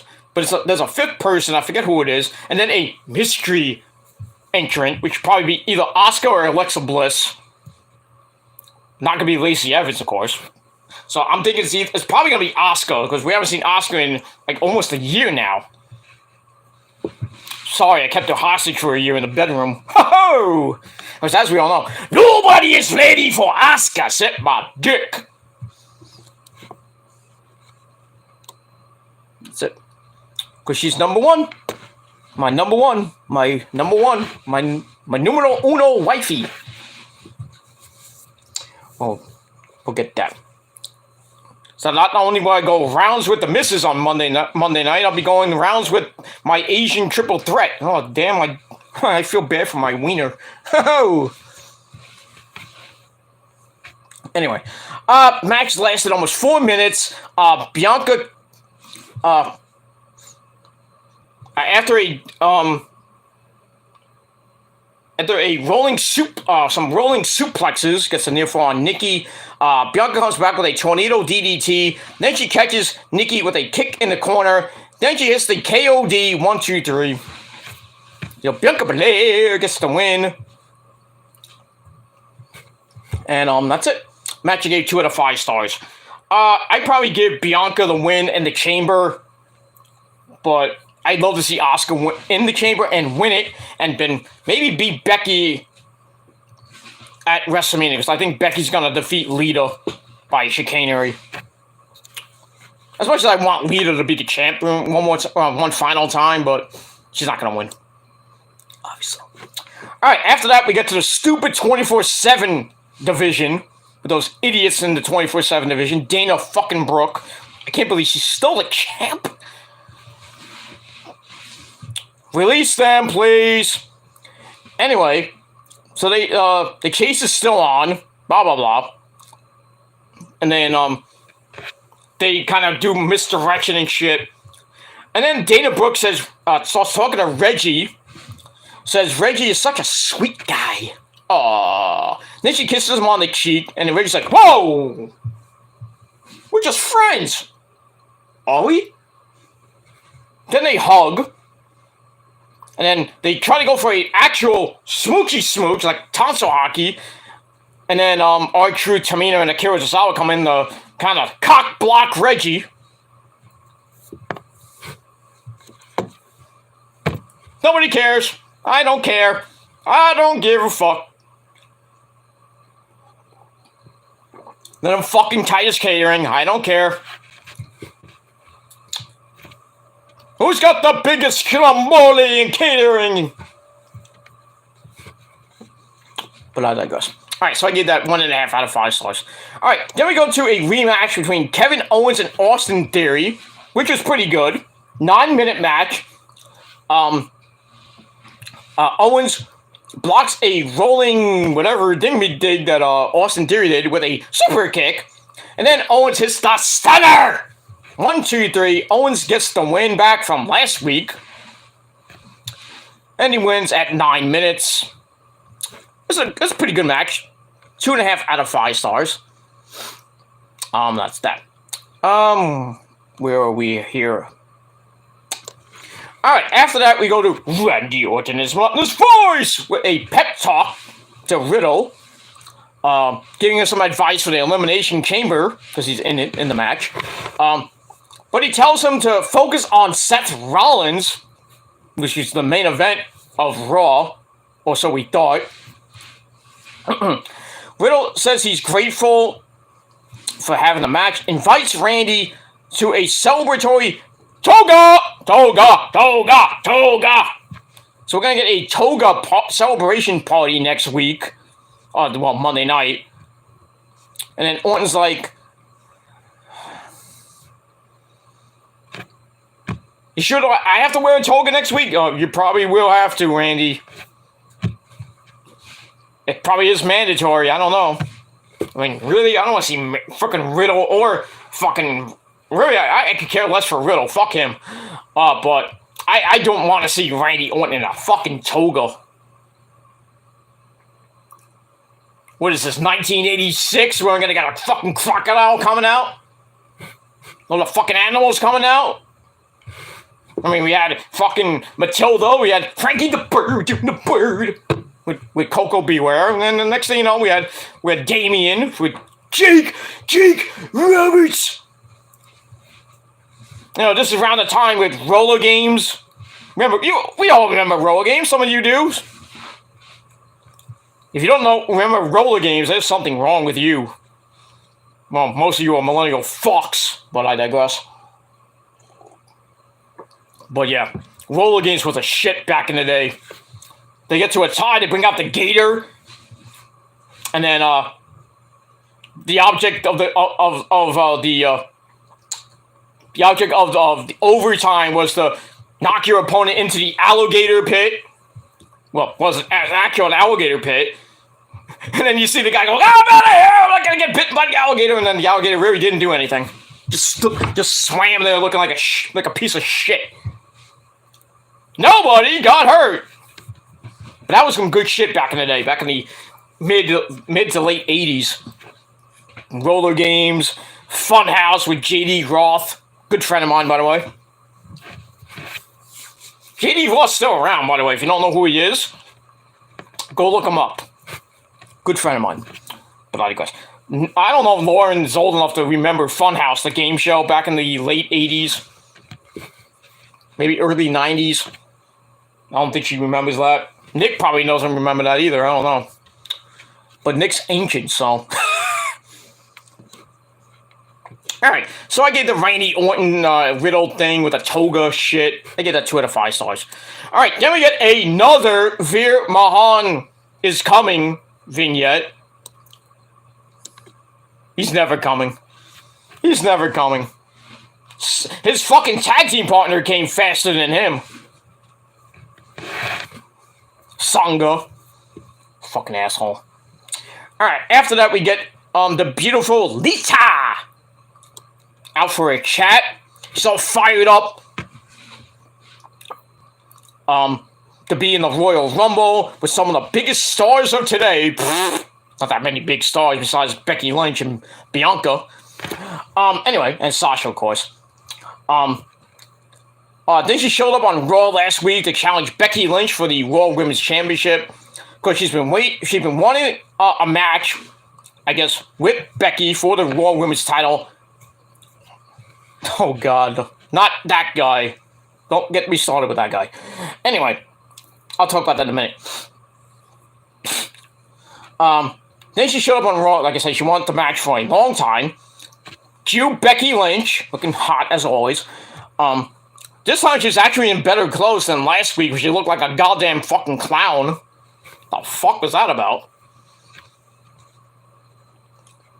She didn't buy her clothes at the Men's Warehouse, or the Women's Warehouse. Well, it's not really a Women's Warehouse, but her and, well, Seth Rollins doesn't even shop at the Men's Warehouse. Because when you shop at the Men's Warehouse, you don't like the way you look. I guarantee you. God damn it, that should be my sponsor. Could somebody please call the CEO of the Men's Warehouse and please make them be my sponsor so I can get some goddamn free clothes? Not that I really need free clothes at this point, but I could use a few more nice dress clothes, but I digress. All right, so Becky comes out. She says, "I'm the star here." And now you show up around the most important time of the year asking for a title shot. Well, it's WrestleMania season. Lita talks about how she was some punk rock kid who chased her dreams. And the people made her a 4-time women's champion. Becky says Lita can keep the people. Then they start fighting. Becky gets the better of things. Lays out Lita, but then she tries to go back for more. Lita gets up, hits the twist of fate into the Lita salt, and Becky's like screaming in pain. Oh, my stomach! And that's pretty much it for that. So 2 weeks in a row, Lita's got the best of the man. So we'll see what happens Monday night on Raw, and then next Saturday at the Chamber. And I still think Becky's going to get the best of Lita and keep the title. I don't know who she's going to lose to. I assume the winner of the Women's Chamber match, which could be Bianca. I think it might be Bianca at this point. I'd love to be Asuka, though, but we'll see. So I gave that 2.25 out of 5 stars. Excuse me. I'm about to lose it because I can't barely breathe now. It's indigestion. It's not a heart attack or anything like that. I'm fine. Not gonna die on you motherfuckers just yet. But just my back is killing me. Not because I did the heavy lifting this morning, but... Anyway, so after that, we go to Kevin Owens going into the Authority's office. We see Adam Pearce and Sonya One-Arm Deville at the time talking about Austin Theory's place in the Elimination Chamber match. Kevin wants to take his place. Not happening because last week's qualifying matches are done. They're final. You can't get in. So Owens starts a beautiful, passionate speech about wanting to go to WrestleMania as the champion and says that people love me in Texas. Texas means the world to me. WrestleMania is all I got. This is all I got. Damn it. It's still real to me. So he begs and begs and begs, and basically nothing happens. So I don't know if KO is going to be at KO Mania or whatever number it's up to now. We'll see what happens with that. All right, so I gave that 2.25 out of 5 stars. All right, after that, we go to Liv Morgan and Doudrop. Why not? This match lasted, I thought it was going to last about 5 minutes, but it lasted 8 minutes. Doudrop squashes Liv Morgan again with the Vader Bomb. She gets the win. Match I could care less. 2 out of 5 stars. And that 2. and we move on from there. I think it's all the stuff in my chest because I had a knish for lunch. I don't even know what I'm going to eat for dinner tonight. I don't know. Might have to eat some light stuff. Might have a peanut butter sandwich or maybe a ham and turkey sandwich. Or maybe just turkey tonight. Got some cold cuts I got. Rosa probably ate all the salami. I don't eat salami, but I got a big salami, but... Ho-ho! We get that. Alright, so Doudrop gets the win over Liv Morgan. And like I said, 2 out of 5 stars for that. Alright, then we get a look back at the first segment of Alexis Bliss's therapy, where she's crying over Lily. And that's that. Alright, so then we get to another segment. They taped like 9 segments worth of this shit with Lily and the therapist. I don't know how many they got up to now. I lost count. I think they're up to 7 or 8 now. Maybe, I think 7, because it has to be at least 7. Because if Alexa Bliss has come back to Raw, it might be at the Elimination Chamber, so we'll see. So we get to the next segment of the therapy. And Lexi's on the couch, laying down on the couch, looking actually hot. Holy shit. Ryan Cabrera, you are a lucky man. Sucks to be you there, Buddy Murphy. You had that hot piece of ass. Yeah, let it go. Moron. Anyway, so Lexi says she's been trying to control her anger as of late. But she then talks about a story about beating up a woman who kind of looked like Lily at the grocery store. But I kept it cool. Let it go. Then the therapist's like, I think we got a little bit more work to do. What is the end game here? Is she turning back into the goddess, or is she going to be, creepy Miss Bliss again, or the evil Miss Bliss? I hope it's the return of the goddess. I'm getting sick of the Bray Wyatt gimmick. The Sister Abigail, evil Miss Bliss gimmick. Turn her back into the fucking goddess, please. And when you do, make her a heel. Don't make her a face. She's really horrible as a face. I'm just saying. It is what it is. Alright, so I give that 2 out of 5 stars. Alright, then we see Seth Rollins saying he's done everything but headline WrestleMania as the champ. So he's going to have to win the Elimination Chamber, obviously.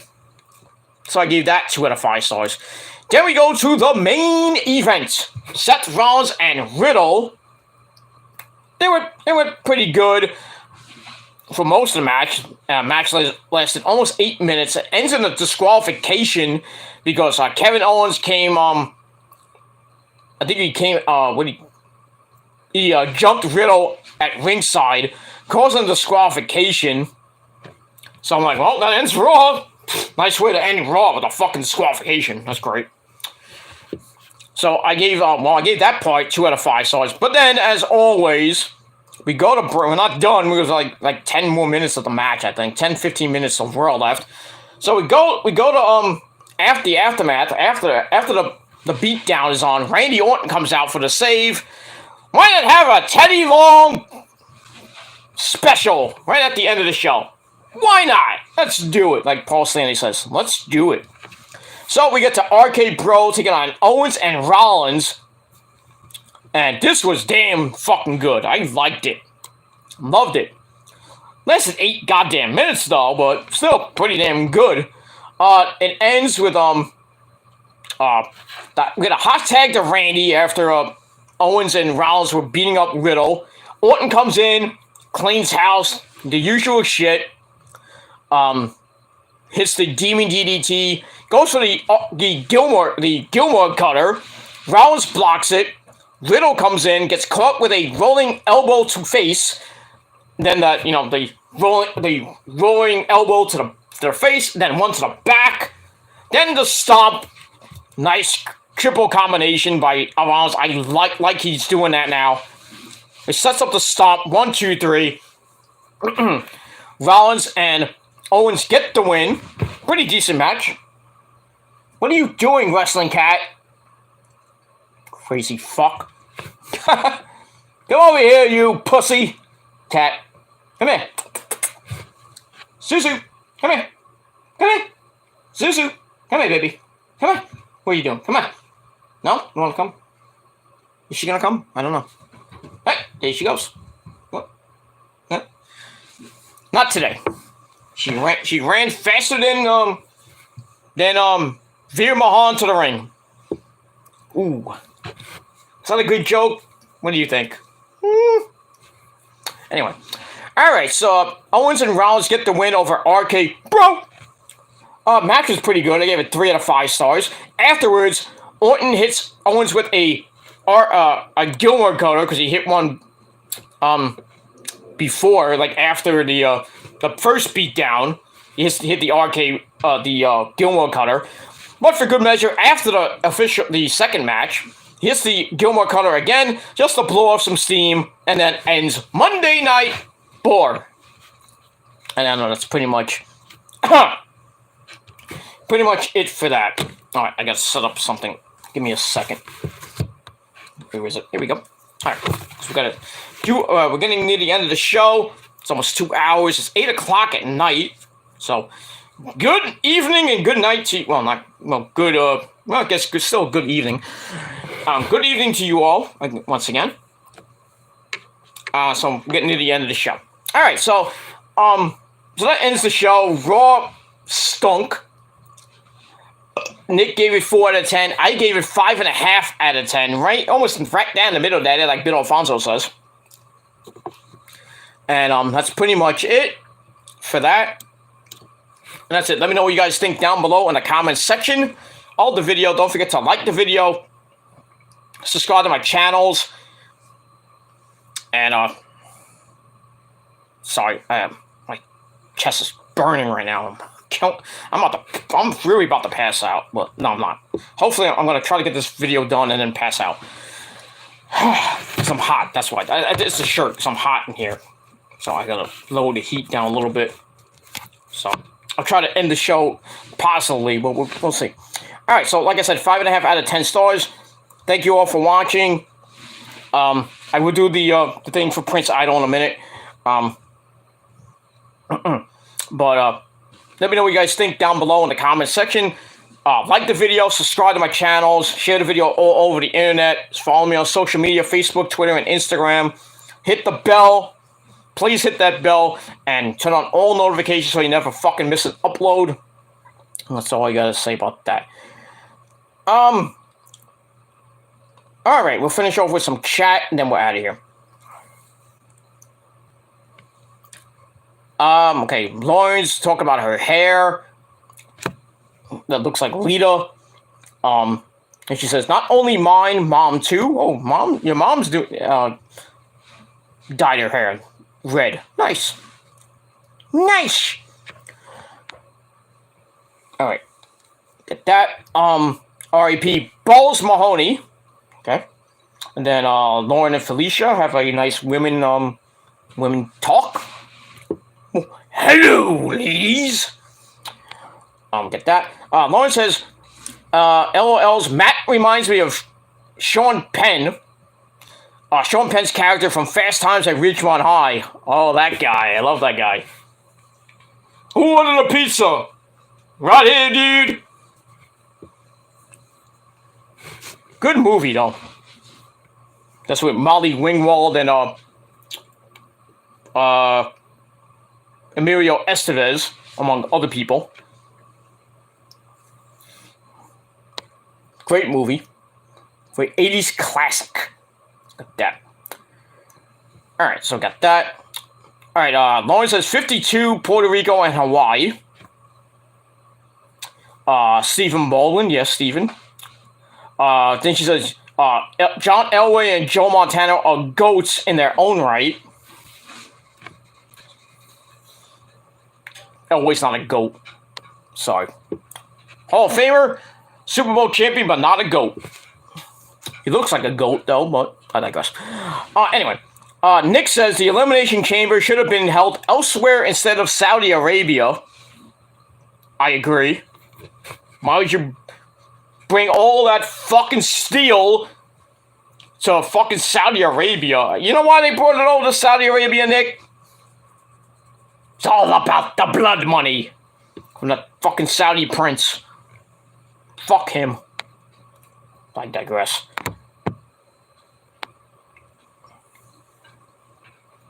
Anyway. Okay, Lawrence is disrespecting Eddie. Yeah, you don't want to disrespect Eddie Guerrero ese! Latino heat! Mamacita! Get that. Prince Idol says, don't forget to do the thank yous at the end of the show. I will never forget to do that. Unless I have to really go take a shit, then I can't do it, but I will do it. Lauren says, Mario Cantone is all I have to say. Oh, God. Fuck Mario Cantone. Fuck him. He had that horrible talk show back in the day on Channel 9. Horrible. That was almost worse than, what was his name? Morton Downey Jr., whatever his fucking name is. The guy that smoked, remember WrestleMania 3, when he made fun of Piper, and then Piper shot a fire extinguisher at him because he blew smoke in his face. Piper should have fucked him up, Morton Downey Jr. Fuck that guy, too. He's dead, thank the Lord for that. But, no, I don't mean to say that as a mean way, but now I'm going to hell. Gilmore, you're going to hell! I've been there, done that. Alright, so we move on with that.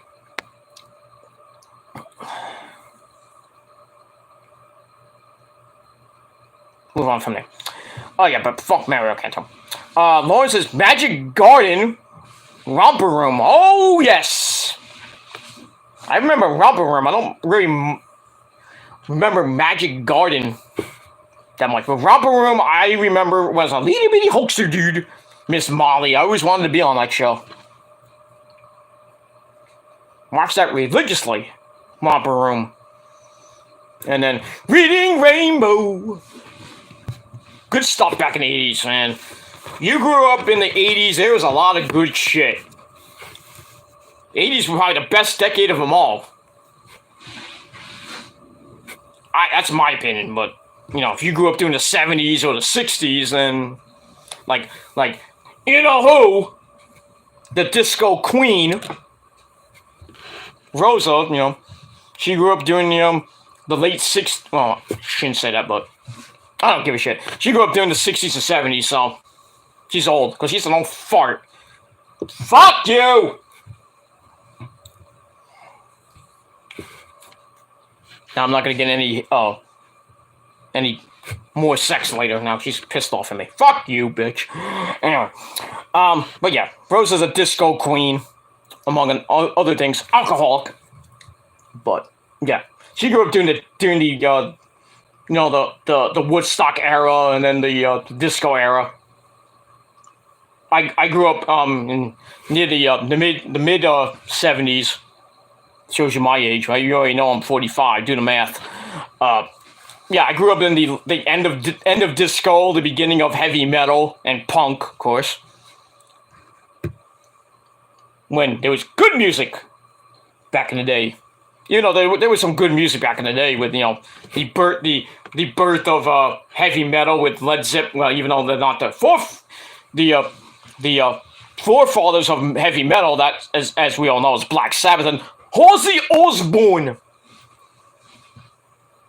But yeah, but Led Zeppelin gave metal that sound, that distorted sound by Jimmy Page and everything. But they're not the forefathers of metal. No. You can debate me about that. I don't give a shit. But Black Sabbath is the forefathers, the pillar of heavy metal. I mean, there are, you know, talk about the four pillars of AEW. But I think the four pillars of heavy metal is Led Zeppelin, Black Sabbath,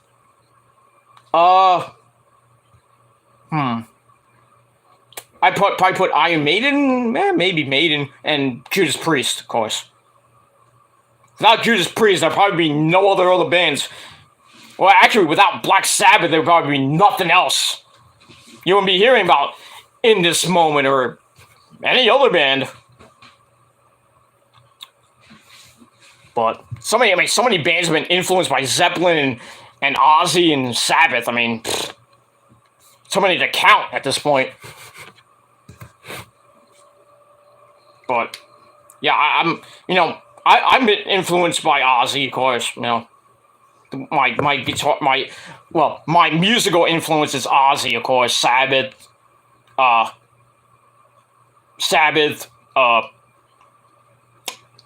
Zeppelin, of course. Judas Priest. This is heavy metal I'm talking about. Priest. I started getting into Maiden a couple years ago. I started to love Iron Maiden, some of the old stuff, not the obvious "Run to the Hills." But that's not pretty good. Fuck you, Bruce Dickinson. Yeah. But yeah, my favorite Iron Maiden song besides "Run to the Hills" is "Wasted Years." Here's what it is. I mean, there's some good stuff I'm hearing, like "Hollow Be Thy," the original "Hollow Be Thy Name," which was covered by Cradle of Filth. I love that version, the Cradle of Filth version of "Hollow Be Thy Name." Good job there, Danny Filth. Great job. The 80s glam metal, Poison, Def Leppard, Rat, Dokken. I love Dokken.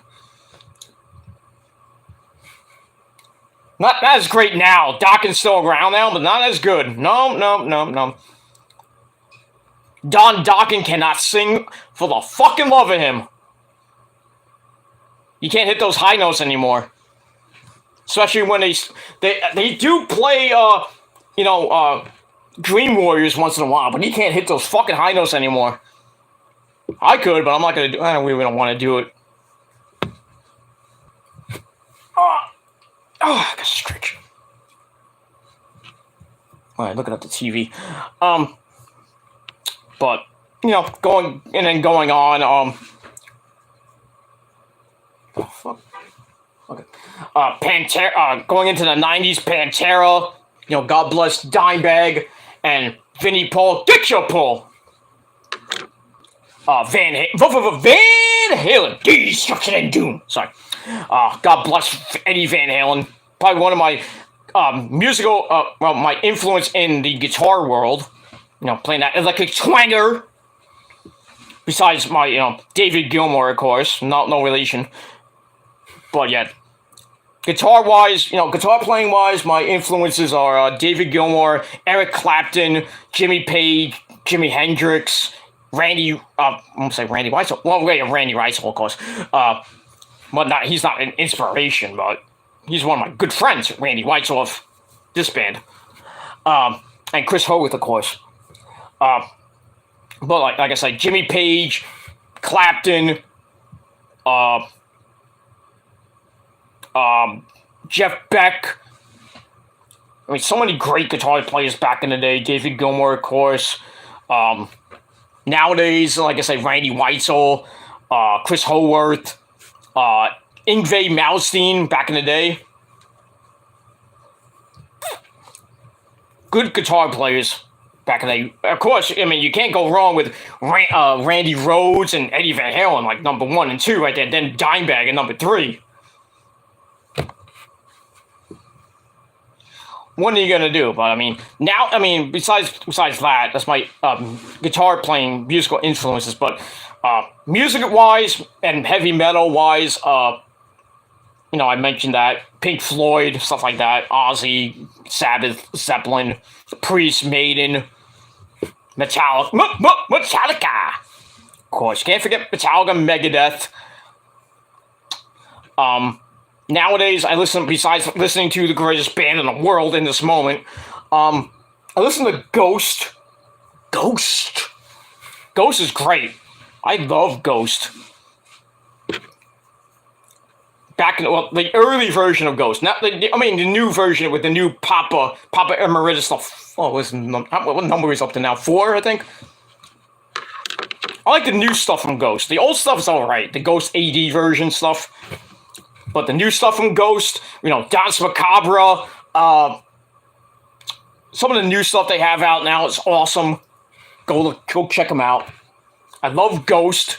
Of course, New Year's Day, my sweetheart Ash Costello, the Haxons, I should say, not the Hexons, the Haxons, who fucking copyrighted me on my SmackDown review. Fuck you, YouTube. I love them. Motionless in White, Seven Dust, love Seven Dust, Stained, even though Aaron Lewis is a jackass. I love Godsmack. Rosa loves Godsmack. She loves In This Moment too, but not everything about In This Moment, but I got her into In This Moment, by the way. The first show, I took her to the first In This Moment show back in 2000, what year was that? It was 2000 and, it was 2008, 2009.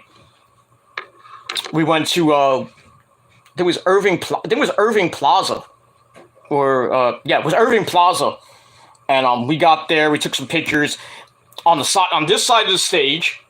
And then, next thing I know, I see Maria Brink and the band coming from behind Rose. I'm like, behind you. And then I hear Maria's like, excuse me. Not like Vicky Guerrero, excuse me. So they came from behind Rosa, and then I went up to them. We get big hugs and kisses and smoochies from Maria, because Maria loves me. And I love her too, because she's my metal sister. She is the mother of mayhem, the goddess of metal, but still my metal sister. And if you don't like her, well, fuck you, man. Where do you think I get fuck you, man, from? From Maria Brink during the, there's a video out there. I can't play the, I'll play the video next time, if I can find it again. That's where I get fuck you, man, from. From Maria Brink, after I, defended her on Facebook, because there was a lot of people back in the day who hated Maria because of her dog, Twinkle. She still has. Twinkle's like 20 years old, I think. I don't know how old that dog is, but great. That dog scares me, though. Try to bite me one day. Because when me and Rosa went to the PlayStation Theater to see them, we were waiting in the VIP line to get into the VIP, and then the security guard, one of the I think it was Brownie, the guitar tech, or the security guard for them at the time. He came from behind us. Well, we're like on here, and then he comes from like this way, and we hear. Whoop, whoop, whoop. I'm like, what the fuck? Like, there's a dog coming. I thought it was just like a random person from New York City walking their dog, but. We look to the side, and it's Twinkle getting walked by one of the security guards. I'm like, oh, it's Twinkle! And then Twinkle tries to bite my leg. I'm like, what the fuck, dude? Maybe giving a love bite, I don't know. But yeah, I have walked Twinkle before, but that dog doesn't like me for some odd reason. They love animals. Not like that! I still won't live that stupid quote thing I said, raping cats and everything. I don't rape cats. I love pussy, but I like pussy, but I don't rape pussy cats. I don't. That was just a bad choice of words I said on ZDB show back in the day. That was last year, but I digress. Anyway, but yeah. So anyway, back in 2008, I took Rosa to her first In This Moment show, and we met them going backstage and everything.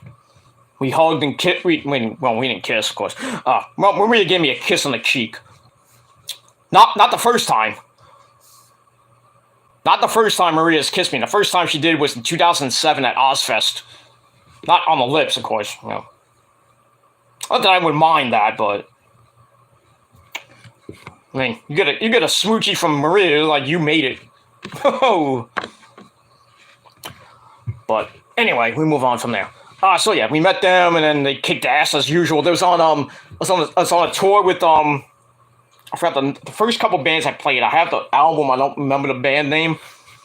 And then they came on third because they were co-headlining at the time with Five Finger Death Punch, who's another awesome band you gotta listen to.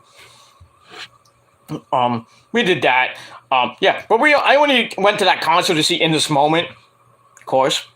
I wanted to stay for Five Finger Death Punch, but we had to leave early because Rosa had to go to work the next day. I had to go to work the next day. Well, I didn't. Yeah, I had to go to work the next day too, so we couldn't stay for Five Finger. But most of the concerts, In This Moment's concerts, we've been to, we always stay to the end, and then sometimes we meet them, sometimes we don't. The last time I saw In This Moment was 2019, before the pandemic hit. That was the Sisters of Metal tour with New Year's Day opening up for In This Moment. We call headline with Lizzie Hale from Hailstrom, another fine piece of ass. Or as we say in the business, she has a nice ace. A nice ace. What movie that comes from? Anyone? Bueller? No, not from Bueller. But I think if you follow some good movies back in the day in the early 90s, you know where that comes from. I don't know about you there, but she has a nice ace.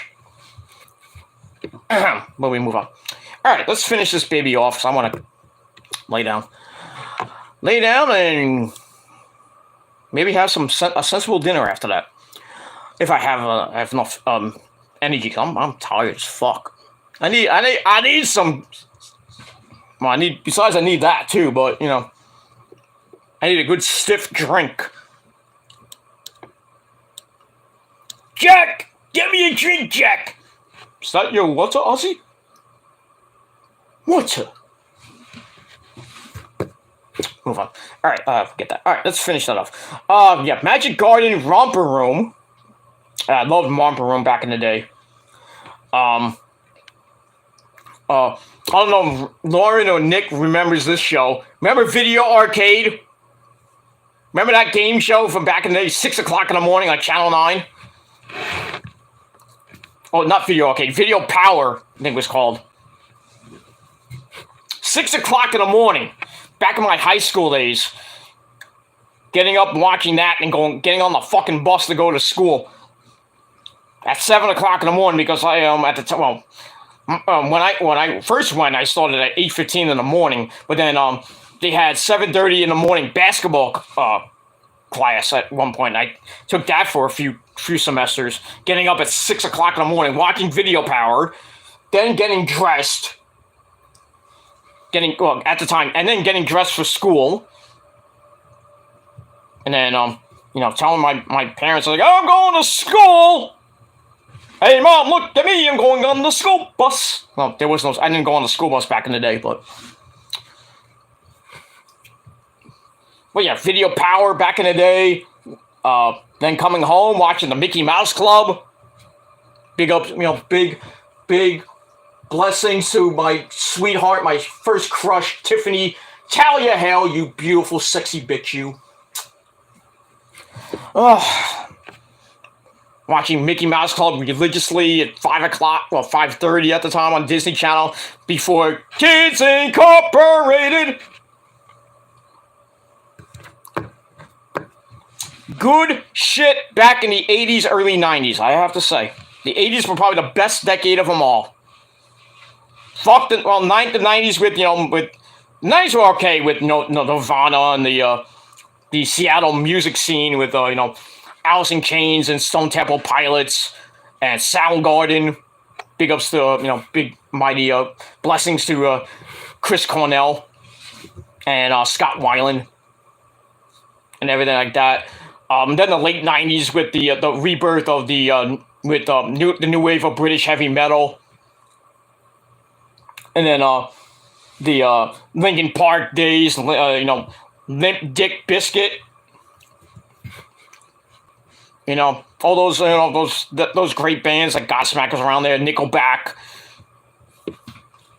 Nickelback's going on tour again. That should be fun. I mean, I love Nickelback. Sue me. I don't give a shit. You hate Nickelback? Well, fuck you. That's all I gotta say about that. But good stuff back in the 80s, Romper Room and all that shit. Alright, let's finish this off.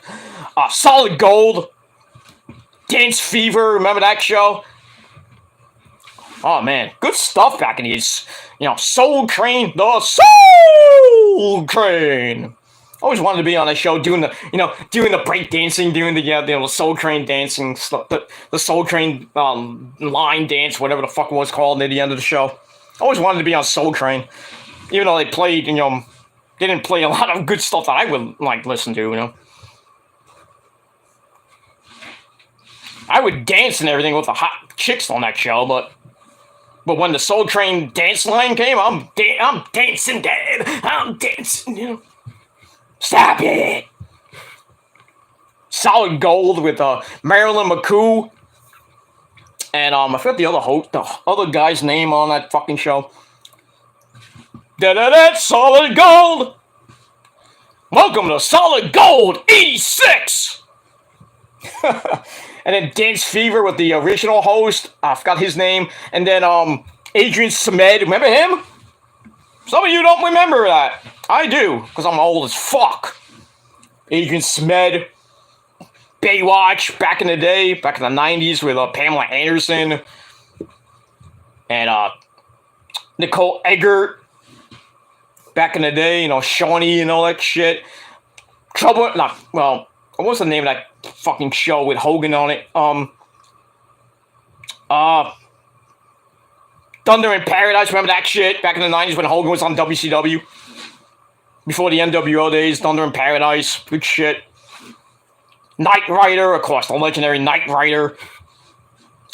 Knight Rider, a lone warrior, a crusade, or something like that. I forgot what the intro was, but great, probably one of the greatest, not the greatest, but one of the greatest 80s themes of all time. Blah, blah, blah. Good stuff, man. Back in the day, Happy Days, one of my favorite shows. Laverne and Shirley, that's 70s stuff. 70s, early 80s stuff. Mork and Mindy, God bless Robin Williams' mighty soul. Greatest American Hero. Believe it or not, I'm coming. Good shit back in the day, man. Family Ties. Michael J. Fox, Back to the Future, which I know every word.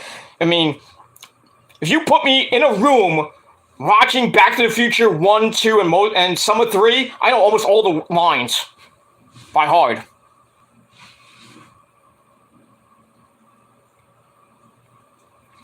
It is what it is. Doc, you mean to tell me that you built a time machine out of a DeLorean? Precisely. Oh, Doc, this is getting heavy. What do you mean heavy? What's so heavy about 1985? Is it a gravitational pull? Is something wrong with it? I don't know. Do you mean to tell me, Doc, that my mom has the hots for me? McFly! I thought I told you not to come in here.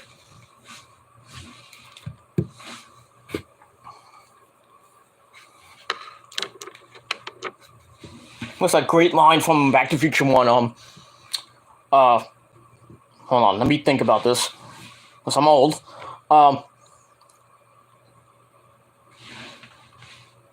McFly! I got a paper due tomorrow. And if I hand in my paper with your handwriting, I'll get expelled. You don't want that, would you? Would you? No, Biff. No, I wouldn't want that, Biff. Oh, McFly, your shoes untied. So gullible, McFly. I'm George McFly. I'm your density. I'm your destiny. When I kiss you, it's like kissing my brother.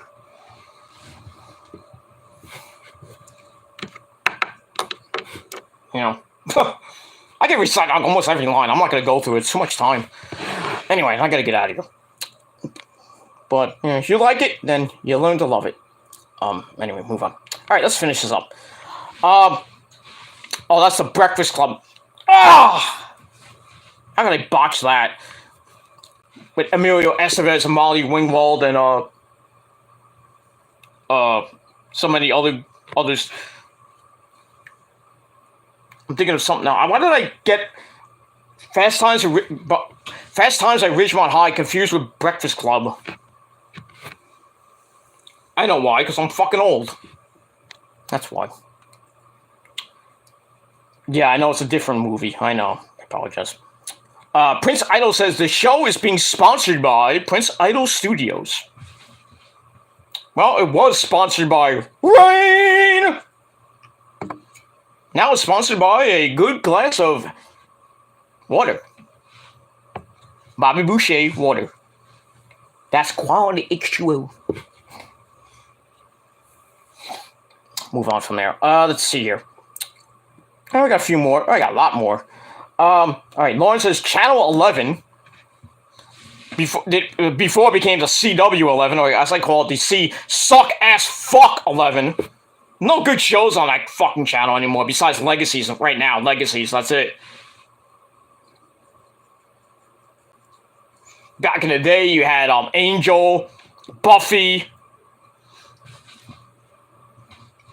the Vampire Slayer, Lois and not Lois and Clark, Smallville, Supernatural, probably one of the greatest shows on that fucking network. You want to debate me on that? Let's go. The best show on Channel 11 of all time. Supernatural. Love that fucking show. Sadly, it ended at season 15. But it was kind of, I was like, what can you do with Supernatural going to, if they had season 16? How many more people can they kill off? If you know what happened at the end of season 15, then you know what I'm talking about. I'm not going to give that away. Go watch it for yourself. Let's see. Lauren says, Studio 54. Let's go, Rosa. If you go to Boogie Nights in Atlantic City at the Tropicana, that's Studio 54 for you motherfuckers. Because, as we all know, Rose is the disco queen. I miss that place. Boogie! Get down tonight when we go there. But if you want to go to Boogie Nights, here's a tip. Go on Friday night. Friday night, 80s night. 70s and 80s night. Mostly 80s. Good shit. Don't go on Thursdays because it's 90s and early 2000s night. Or go on Saturdays, which is, I believe, the same thing.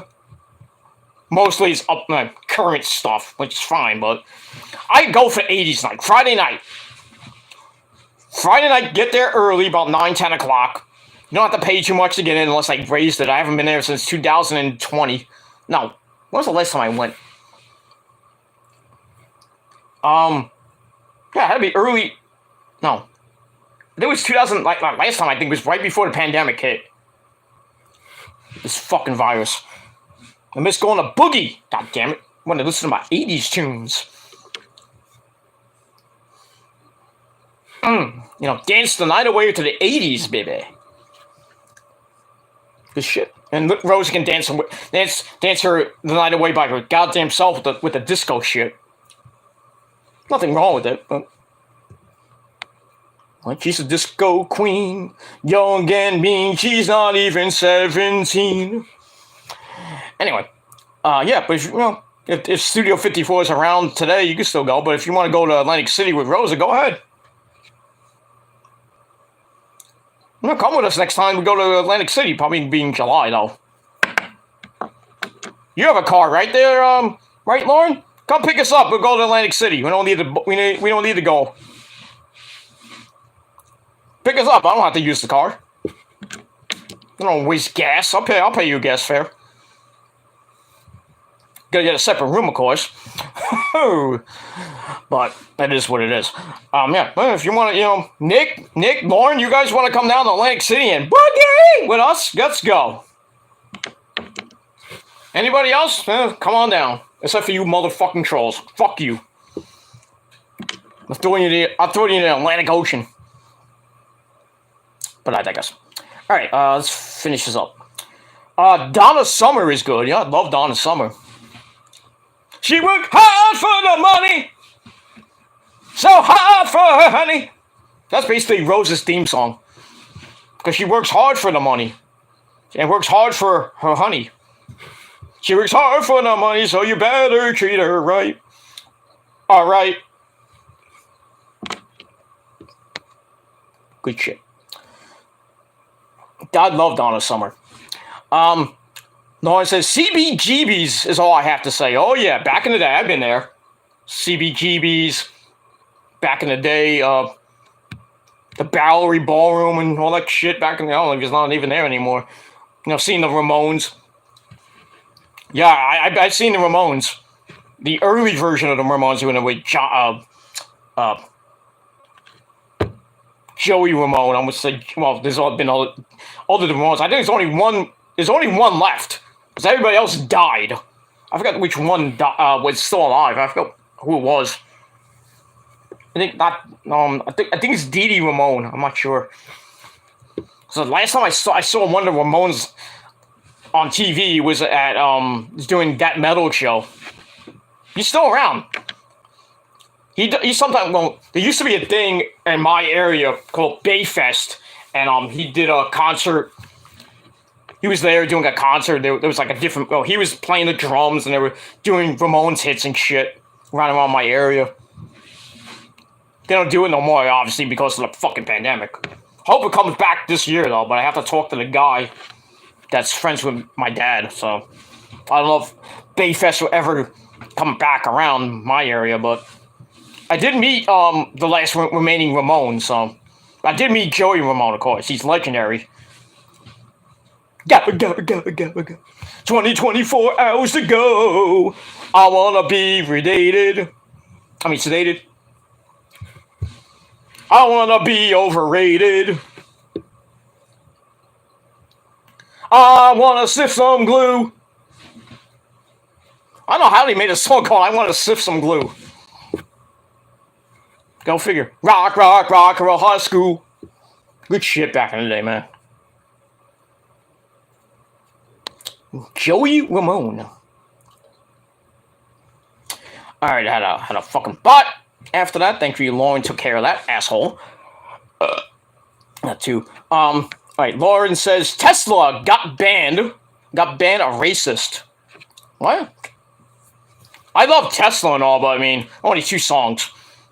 You know, the love song and signs, every little signs, you know.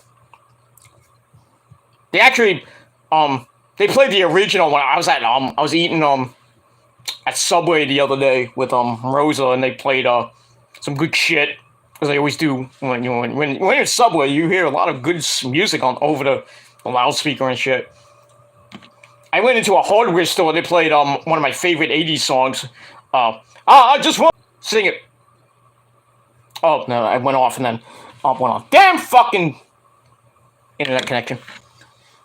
But yeah, I heard the outfield playing in the hardware store, and I'm singing up my store, and everybody's looking at me. What the fuck going on with you, dude? Fuck you! I love the 80s. That's that. Yeah, Tesla got banned a racist. I don't remember that. Was the lead singer? Wasn't Frank? What's his name? Frankie. The guitar player. I forgot his first. I know his first name is Frankie, but I forgot his last name. I like Tesla and all, but that's Eddie Trunk's bitch band, if you know what I mean, because he fucking loves Tesla. That fucking asshole. Fuck Eddie Trunk. Anyway, right, just me and Lauren now talking up a storm about music. You know, we should do that on the Metal Guy channel. Next time we'll do that. Alright, Prince Idol says, 2 of my favorite heavy metal singers are Axl Rose and Sebastian Bach. Oh, I love those guys. Even though Axl's an asshole, but... Welcome to the jungle, baby! You're gonna die! And then, of course, Sebastian... Hello! Sebastian Bach. Back of Skid Row, the early days of Skid Row before they kicked him out. I don't like the new version of Skid Row, you know, they play the classics. You know, It is what it is. I love Sebastian Bach. His solo stuff is good too. If you haven't listened to his solo stuff, but I like him back in the day, 1989, 90, 91, 92, Skid Row. Yeah, good stuff. Ricky was a young boy. He had a heart of stone. I can't sing those lyrics. I can't sing. I can't sing like Sebastian Bach. I'm not that great, I can't even sing as high as Rob Halford can sing. But I can go, Pain Killer! Burn in hell! By, the other guy. Mr. Tim Ripper Owens. See, it hurts my voice doing those high notes. I'm 45, I can still hit those high notes. Good lord. I should have been a musician. I was at the back in the day, but kind of gave that up. I wanted to be a college DJ like Howard Stern, but basically this is what I'm doing, is Howard Stern shit. Not as great as Howard Stern, of course. He's legendary, but move on. Oh yeah, but I love Axl Rose is cool. He's an asshole, but he's still cool. And Sebastian Bach's a cool guy. The ever popular Sebastian Bach. Savage Animal just rolls off the tongue. What does Ted Nugent think about that? There's another guy I met, Ted Nugent, fucking animal. I didn't invent the middle finger, but I learned to perfect it. Let me grab the ice pick and I'll stab myself in the dick. That's savage. Anyway, Vince. Okay, well I get up. What do you want? Who is that? Funny screenshots by Chase. Okay, I'll look at. All right, Chase, stop it now. Chase sent me 2 screenshots I gotta look at. I'll look at that later. I'm busy. Asshole. I'm kidding. Prince also says Vince Neil. Yeah, another good lead singer. He's fat as fuck, but it is what it is. This June, I think it's June 24th at Citi Field where the Mets play. They're doing that tour that was supposed to be last year. Def Leppard, Motley Crue, I think it was Poison, Def Leppard, Motley Crue, and Joan Jett. Am I going? No. Sadly, I can't, but I would love to go, but the prices are woohoo. You need 3 arms and 3 legs to get those tickets. Even in the nosebleed section of Citi Field. I'm waiting. I'm going to I'm hoping to go to Slipknot in May at the Barclays Center. If I get those tickets, me and Rosa are going, because Rosa loves Slipknot. I'm surprised, but I gotta go to see Slipknot again, because I want to hear, if you're 555 up 666. I want to hear Custer live, actually, fuck me up at, whatever. Gotta hear Slipknot. If you don't like Slipknot, well, fuck you, man. That's it. All right, all right, Prince also Steven Tyler. Love in an elevator. Living it up when I'm going down. You looks like a lady. Love those good songs. Good stuff by Aerosmith. I love Aerosmith, man. Early Aerosmith. Love in an elevator. Dude looks like a lady. One of my favorite songs is Angel. And then, in the early 90s, what was that song? Janie's got a gun. Living on the Edge. What else? Crying. The trilogy, of course. If you don't know Aerosmith, man, you gotta know the trilogy. Crying, Amazing, and what was the other one? Crying, Amazing, and Crazy. Good stuff. Remember Alicia Silverstone back in the day when she was fucking hot? And Liv Tyler? Woo! My dick was hard at those 3 videos. Good lord, I wanted to be in all 3 of them. banging those fucking hot chicks back in the day. I mean, Liv Tyler's still hot. So is Alicia Silverstone, even though she's like 50. Back in the day, back in the 90s, you wanted to fuck Alicia Silverstone. Holy shit. Especially that movie, The Crush. Hoi, oi, oi. I digress. Yeah, you move that. Good stuff from Aerosmith. Love Aerosmith. Lauren's a huge Aerosmith fan, too. Oh, boy. Lauren and Prince Aliu getting bonus points tonight. Bonus points, my friends. Okay. Lauren says, Rage Against the Machine. Love Rage Against the Machine. Love him. Tom Morello's a great guitar player. I can't play like him, obviously, because I don't have the equipment that he has. But great stuff. Bulls on Parade, you know. Some good, great stuff. Guerrilla Radio. What was another? So Renegades of Funk. Whatever that song was. And then of course, Killing in the Name of shit. Rage Against the Machine. Then the Offspring was Audio Slave. You know. I love Audio Slave, and they were so underrated at the time. You know, Like a Stone, love that song. Cold Cheese. Oi, oi, oi. And you wonder how I know this? Because I'm a college DJ, motherfucker. You want to debate me about metal? We'll go 10 hours. Let's go. I don't have the time, actually, but, you know, I could go 10 hours. So I go 10 hours in the bedroom.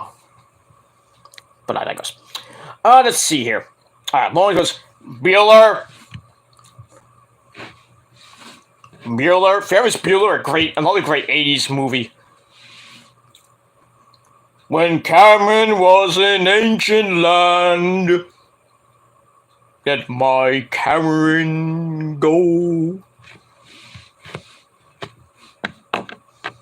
Whatever happened to that guy? Whatever happened to Cameron? I miss him. I actually miss, you know, Sloan Peterson. Call me sir, god damn it. Mooney!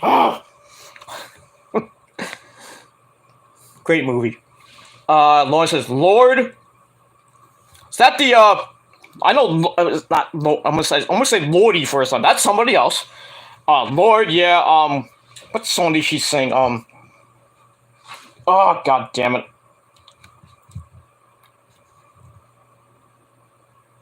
I can't think of the song. God damn it, I should know this. I know Weird Al, Royals. That's the name of the song. I know Weird Al covered that song. Foil. I gotta love Weird Al. I miss that guy. He needs to come out with another record. I miss that guy. He's, you know, well, Weird Al's got a wife and kids now.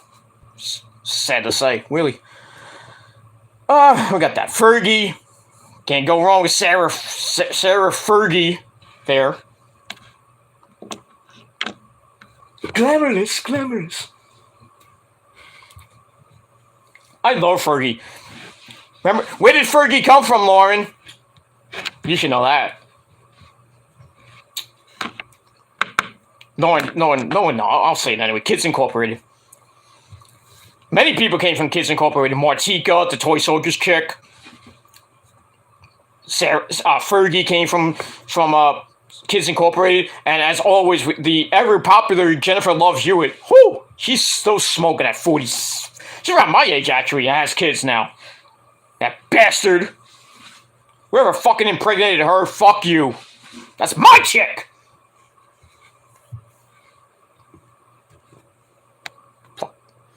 Oh, yeah. Fergie.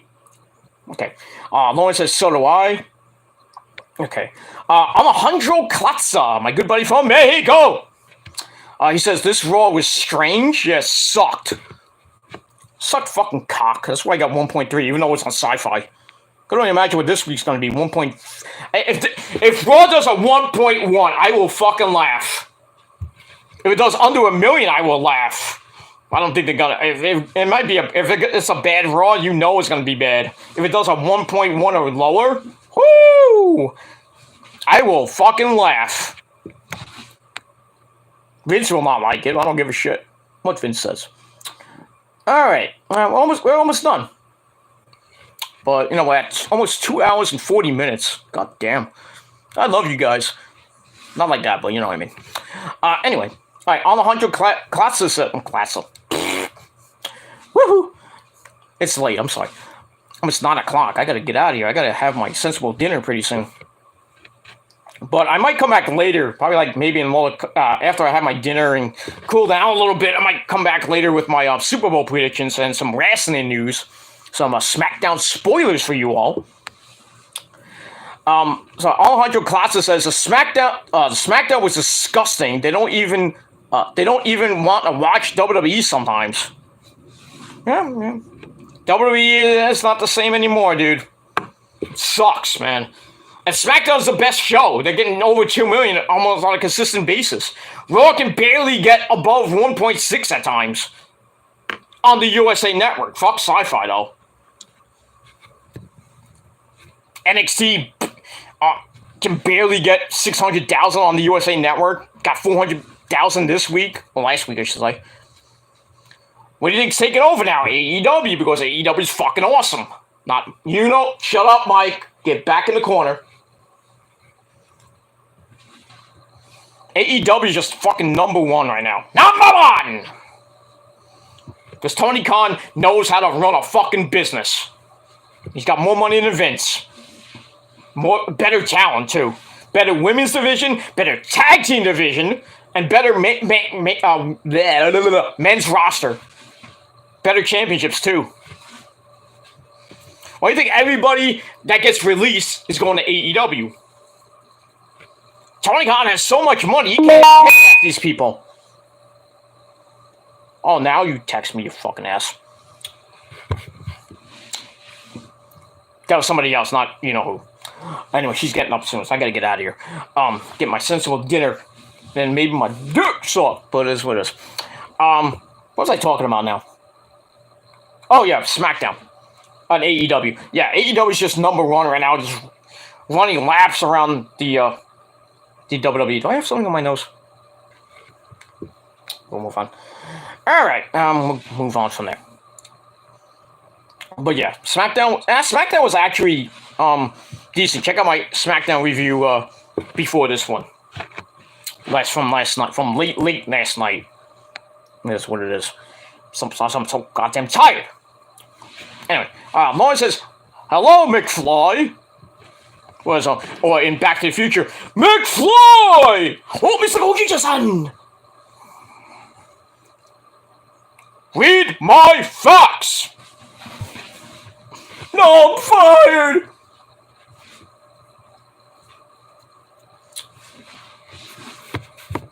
By the way, Back to the Future 2 almost got on the World Series right. Almost did. They had the Marlins the Cubs beating the Marlins for some odd reason. How the Marlins get into the World Series, I don't know. They were a year. They had the Cubs winning in 2015. Nope, that was the Royals over the fucking Mets.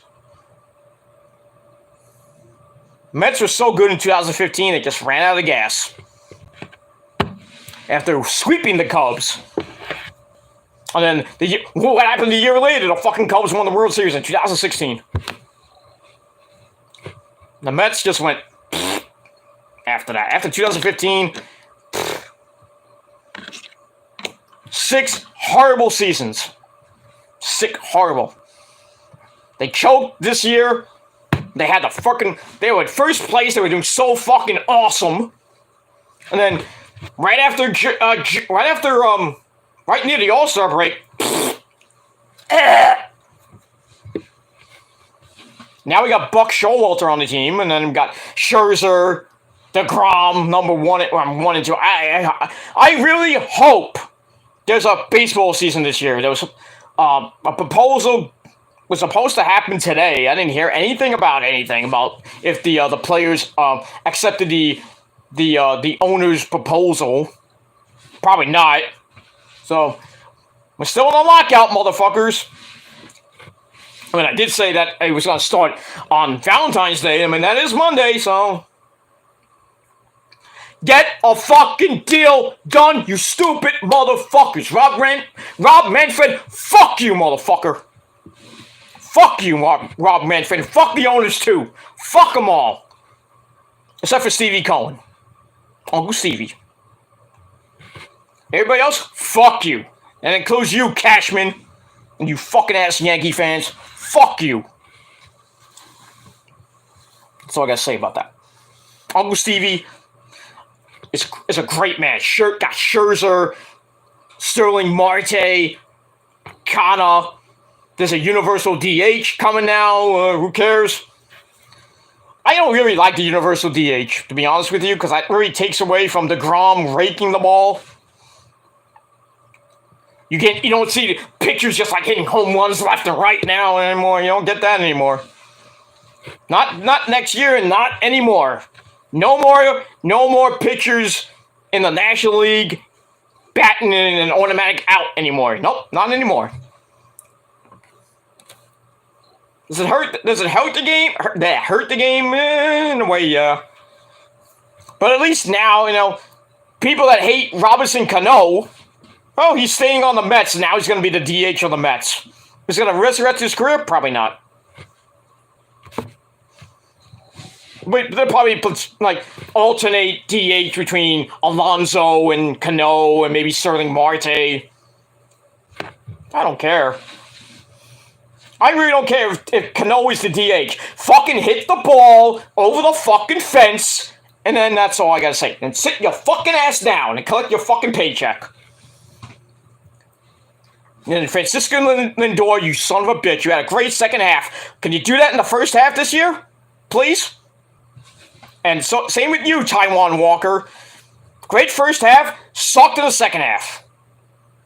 And hopefully the bullpen doesn't fuck up this year. We don't even have a bullpen this year. Good fucking Lord. But hopefully this fucking lockout gets done. Open a fucking door. And let Uncle Stevie do his magic. Let's get some fucking bullpen help. And maybe one more good bat. Then we're done. Then we're basically done. Just give us a world title. That's it. Right now, the Mets are the front runners to win the 2022 World Series. Sorry, Yankee fans. You suck! Move on.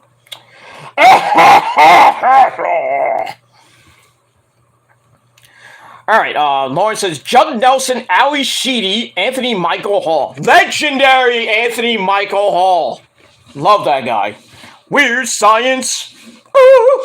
Remember that chick? What was her name? I don't even know her name, but man, she had some huge tits. Holy shit! Back in the day, that movie's a great movie too. Weird Science. Good shit.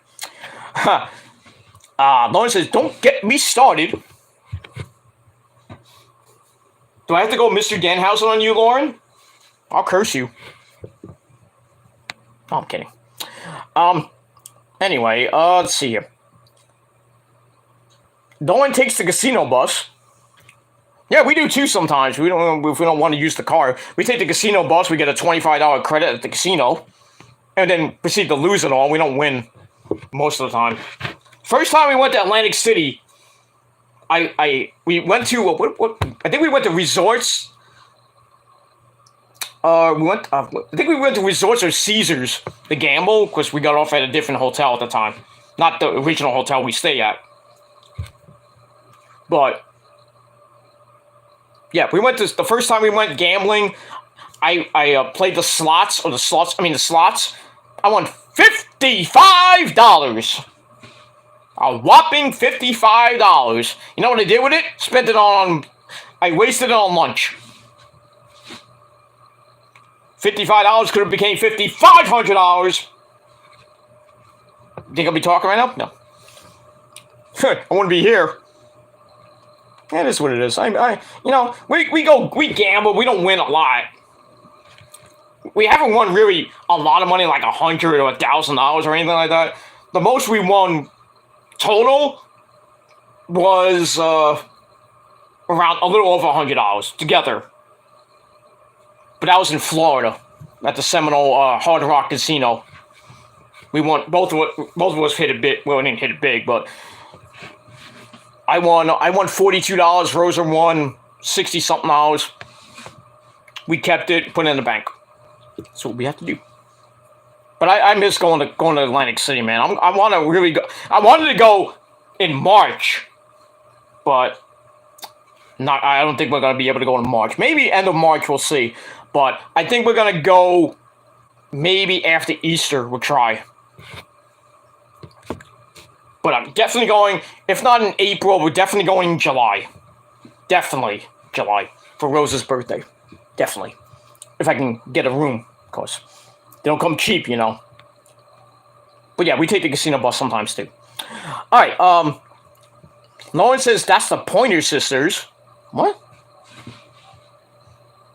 I'm so excited, and I just can't hide it. I'm about to lose control, and I think I like it. Then jump. Pointer Sisters, good shit. Lauren says Dee Dee. Yep, I think that's the last remaining alive Ramon. Dee Dee Ramon. Met him. Good guy. Good guy. Prince Idol says, I have a beautiful Firebird Pontiac. You bastard. You fucking bastard. I fucking hate you. I fucking envy you, dude. You know what my dream car is, ladies and gentlemen? Mercedes-Benz C-Class convertible in black with my license plates on the front and back. Extreme God. Well, Extreme in the front, God in the back. Of course. But that's my dream car. Will I ever get it? Probably not. But a man can dream. Alright, got a few more to go. Lauren's watching Smokey and the Bandit. Ooh, good movie. Which one? I don't even know how many there were, but I think there's like 2 or 3 of them. That's some good shit with Burt Reynolds. Burt Reynolds! Woohoo! Smoking and the Bandit. Move on. Alright, Lauren says, I love Till Jones Beach Bay Show. Okay. I've been to Jones Beach before for some concerts. Not a great trip down there, but it is what it is. Blah blah blah blah blah blah blah. Down. How much power do I got on my phone? I got enough. I got enough. Can you get enough of my dick? I haven't been to Jones Beach in a while though. It's a pain in the ass to get there and back if you don't have a car, of course. Unless you, I think you. Well, I don't know if you can get down there by the LIRR, but Lauren has a car. She can get down there and back about 10 minutes. And to the Nassau Mausoleum, which I fucking hate. The new one's nice. The old one fucking looked like a dump. Why do you think the Islanders lost all the time? They still haven't won. Even in the new Nassau Coliseum, they can't win. That's horrible. You know, the NHL All-Star game happened, it was last week. I didn't really care for them for that. Besides Chris Kreider coming in second in the fastest skate competition. That's it. I didn't really watch the game.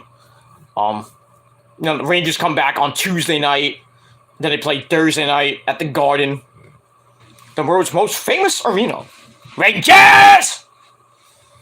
They better have a good second half. They had a hot start. Number 1 in the league. In the Eastern Conference, I should say. If they have a bad second half, I'm going to be pissed.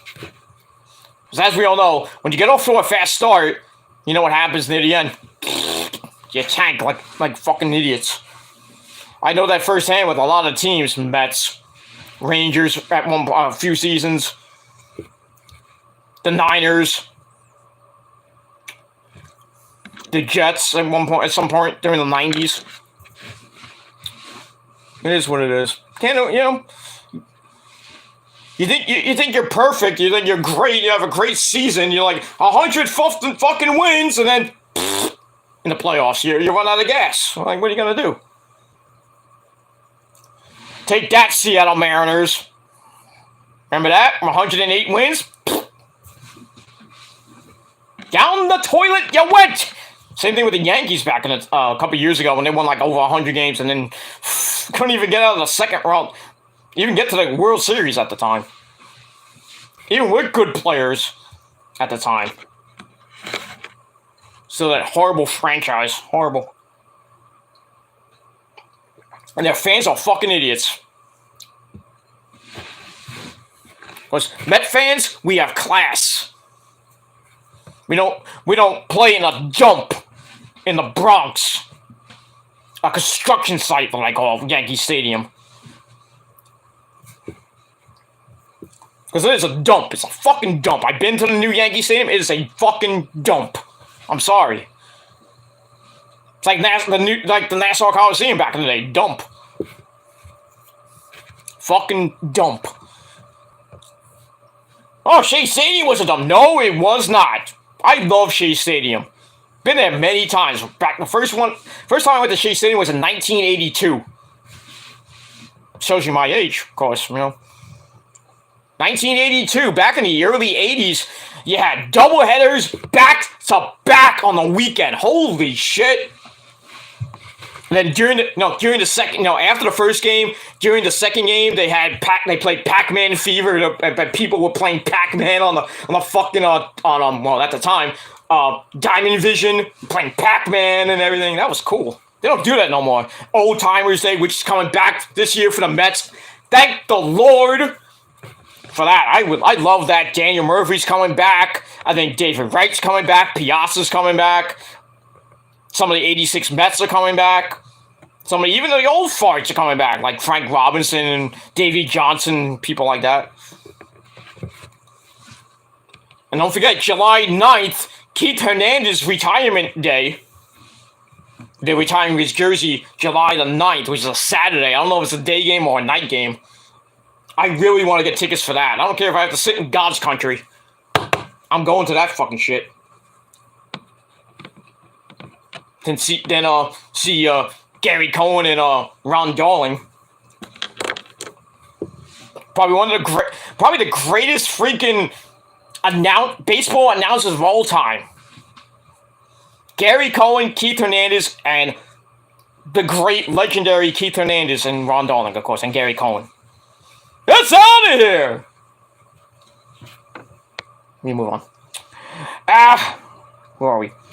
Alright, Lawrence says, listen in the boat and having a barbecue party. I'm down. You got a boat? Let's go. That's at the Jersey Shore, yes. I don't know where that could be, but I'm on a boat. Lawrence says, Angel is her song too. Good. Lawrence says, Fear. Tears for Fears? I love that band. I love Tears for Fears, man. Love Tears for Fears. Yeah. Shout and Everybody Wants to Rule the World. They got a new album out now. Forgot the name of the album. It just came out. The new single, Break the Man, is out. The video is out now. Fucking good. I love Tears for Fears. And nostalgia, 80s, good shit. They come into the PNC Bank Arts Arena. I really want to go there, but that's a pain in the ass to get to and back. Especially getting out of the PNC if you don't have a car. If you have a car and don't have a car, it's a pain in the ass to get out of. You have a car, it takes you like 30, 45 minutes to get out of there. Unless you get out of there in time. Pain in the ass, holy shit. And then, if you don't have a car, you have to walk all the way out to the parking lot, all the way to the beginning of the parking lot. That's a pain in the ass to get to. Then you have to wait for a bus, a school bus, that takes you all the way to the New Jersey Transit train. And if you don't get there in time, you're stuck in Jersey. You're fucked if you don't get that one. If you don't get the 12 or I don't know the last train. I think it's like 1 o'clock down there, around there. I think it's 1 o'clock. You don't get the 12 or 1 o'clock train in the morning, you're fucked. That almost happened to me and Rose at one time when we went to the Starland Ballroom. We almost got stuck in Jersey. Not a good thing. Not a good thing. That was at an In This Moment show too. We almost got stuck. We got out late. We got out at 11:15. We had to get to the train station really quick, so we called the cab and everything. The cab took almost 20 minutes to call him. I'm like, "Where the fuck is this cab? I gotta get on the train. I don't want to be stuck in Jersey." But thankfully it came and then zoomed. It went like 80 miles an hour down the fucking road. And we got on the train just in time. I love Jersey and all and everything, but because my brother from another mother used to live in Jersey. God rest his mighty soul. But yeah, getting stuck there late at night. You know how much a cab ride from Jersey back to New York is? Lot of money. Lots of money. But I digress.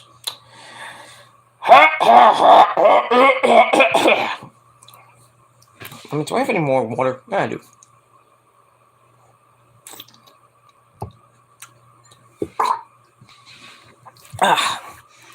Bobby Boucher. All right, move on. All right, we got a few more comments and then we're out of here. Thank you all for joining me on this 3-hour stream. I didn't think I was going to go 3 hours, but 9:12 at night, I'm going to go feed my pussy cat. There you are. Oh, she's sleeping. You can't see her. She's sleeping. Susie. Gonna get up, boo-boo. Get up, wrestling cat, you son of a bitch. Okay.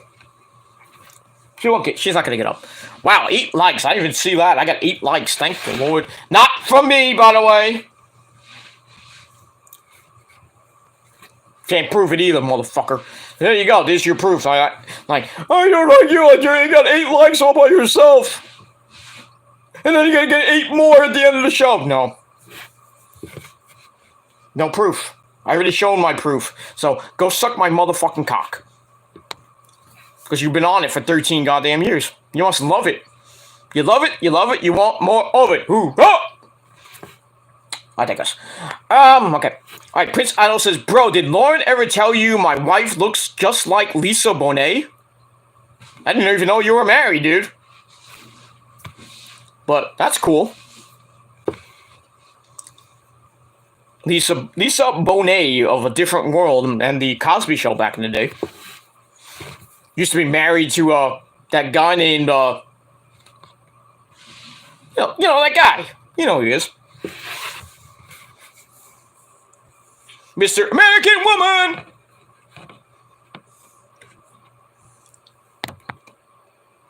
One, two. What's his name? I can't think of his name. Why can't I think of his name? Mr. Are you gonna go my way guy? It's on the tip of my tongue too. Lenny Kravitz. Love that guy. I don't know how they broke up. And then had the beautiful Zoe Kravitz. Oh boy. How do you get rid of a nice thing like Lisa Bonet there, Lenny Kravitz, you fucking asshole? And isn't Lisa Bonet going out with what's his name now? Jason Momoa, Mr. Aquaman himself? Lucky guy, huh? Boy, is Jason Momoa a lucky guy. He gets to bang Daenerys from Game of Thrones in season 1 and 2. Goes on to do Aquaman. It's going to be a sequel to Aquaman. He was in an Ozzy video for Scary Little Green Men. He looked just like Ozzy. I was like, holy shit, what the fuck? Like, dude. Now he's going to be in Fast and Furious 10, I heard. That guy gets around. Now he's supposedly going out with Lisa Bonet. Holy shit.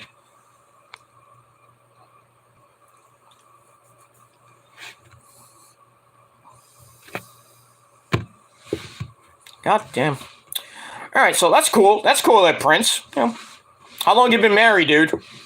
I've been married for 8 goddamn years. 8 long, hard fucking years with the missus. 14, almost 14 total. It'd be 14 years, April the 6th. That's when we first met. April the 6th, 2008. Bad first date. It was good, then ended really bad. I don't want to get into that. It's really embarrassing. I'm not going to get into it. Get into it, Peter! Let's do it! God! I want to clip it! Fuck you. You got $3 million? Then I'll tell it, maybe. But I'll just say this. It started pretty good. We had our first kiss and all that good shit. No, we didn't fuck. I don't believe in fucking on the first date. I just don't. Unless it goes really well, then, you know, if it, you know, it is what it is. I mean, but I don't believe in fucking on the first date. I think my preference is I would go maybe 3, maybe 4 dates, maybe 5 at most. Then if it starts going well, then you know, if it's going well, the dates are going well, making out, dry humping, I don't give a shit. But if you want to get the business done, then go ahead, go for 5 dates at most. I would think. I think it took me and Rose about 4 or 5 days to finally fuck. I shouldn't have said that. I mean, do it. And she made the first move. Well, not mine. I made the first move on the first date. I made the first move. I don't believe in that, but I made the first move. But that's just me. But yeah. I didn't think, after the first date, how it ended, I didn't think I was going to see Rosa ever again, even though we had a second date planned at the Met game. I didn't think I was going to actually be with her for 14 goddamn years.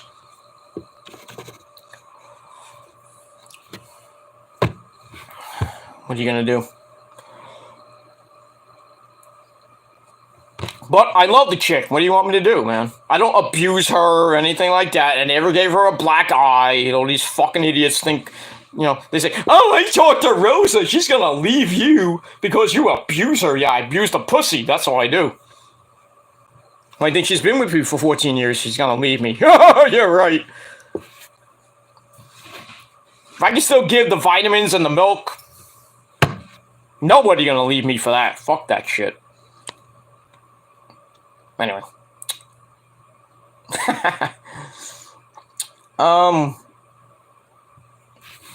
Alright, we'll finish up. Because I'm hungry. It's over 3 hours. I'm tired. But I can go another 3 hours later at night. Let me eat my dinner and then maybe calm down a little bit. I gotta charge my phone. I gotta edit the video and everything. It's gonna take me a while to get on another video, do another video late at night. But if I do another video, live stream, probably be 9:19 now. If I have enough energy, maybe around midnight, 12 or 12:30, I'll do a late Saturday night video. I mean, if you guys want me to, maybe you guys stay with me I'll be on TGC Reborn maybe later. If not, I'll probably, if I don't do a live stream later, another live stream later, I'll probably just do a regular video off the phone with my Super Bowl predictions, and then that'll be it. But we'll see how I feel in the next couple hours. I'm gonna eat my sensible dinner and then maybe take a little bit of a nap. But we'll see. Move on. I understand. Lauren says TV shows now. What about TV shows now? Not that many good shows on now. Not that many. Besides Legacies. Remember the originals. The Vampire Diaries, good stuff on Channel 11. What else? I love Law and Order. The original's coming back February. Coming up in I think 2 weeks. The original Law and Order. And then I watched Law and Order SVU religiously. I don't like Criminal Intent that much. I really didn't like that one. And then the one with Elliot now, Law and Order Organized Crime. I think that's pretty good. I've been watching a lot of Osborne's Want to Believe on the Travel Channel. Good stuff. I watch a lot of the Food Network. Not that I'm going to ever cook, because I'm not a great cook. Rose is not a great cook either. Shh. Now she's going to probably burn my dinner. Whatever. I don't care. But, yeah, TV shows now, not really that many good shows out now that I kind of tape now. Besides wrestling, and Law and Order and the Food Network and the Osbournes, I really don't watch much normal TV shows. Used to watch Gotham back in the day, then that was good, and then it ended. Walking Dead is in its final season, part 2. Next week it debuts. The second part of the final season. There's 3 parts. I don't know why there's 3 parts. I guess you want to kill everybody on the fucking show. Why not? Everybody's gonna turn into a zombie and get killed, and then Rick's gonna come back at the final episode. Cool. No, he's dead. I think the final members, the final episode is gonna be Maggie, Carol, unless she's dead. I haven't seen most of The Walking Dead. I kind of gave up on it because the last few seasons have sucked. But from what I have seen some of the previews, Carol's still there. Daryl, I mean, you can't kill Daryl. You can't kill him. Especially near the end of the season, the final episodes, you cannot kill him. I don't give a shit. It's like killing Negan. You kill Negan, fuck you. But yeah. Carol, Daryl, they're gonna be a spin-off of that. Coming up. Rick's probably, maybe, I think Andrew Link is coming back for the end. I hope. You have to. I mean, Rick is not technically dead. Michonne, you can't kill Michonne off. You can't kill Judith off.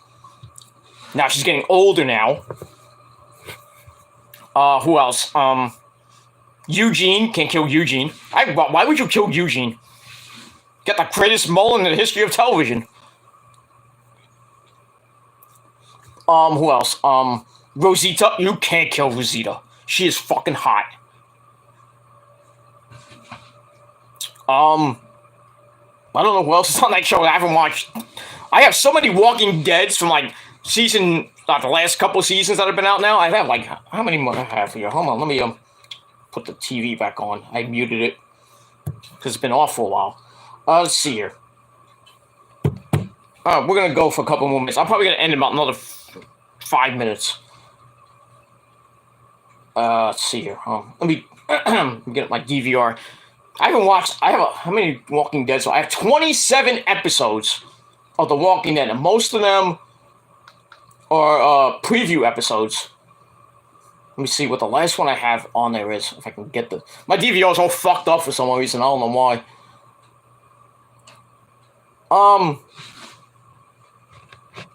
Let's see here. Yeah, I don't know why I have the last one I have is called The Big Scary You. It first aired November 19, 2017. That's season 8. Why do I have season 8 shit? And I think the last one I have, yeah, the last episode of the 10th season, or the 11th season, I'm sorry, is from October 10th, 2021. That's the last one, last actual new episode I have. I don't know why I have an episode from 2007, 2017, I should say. I have one from... What episode is this? This is from... I don't know what season this is from. Episode 672. Whatever. Yeah. I got most of season 10 and 11 on here. I got season 11 special. Some episode diaries. I don't know what that is. I don't want to watch it. Season 10. Most of season 10. Let's see here. Do I have anything? Got a bonus edition. Got some good shit. First look at 1017. Episode, season 10 preview. Inside look at the world beyond, which is now in, I think, season...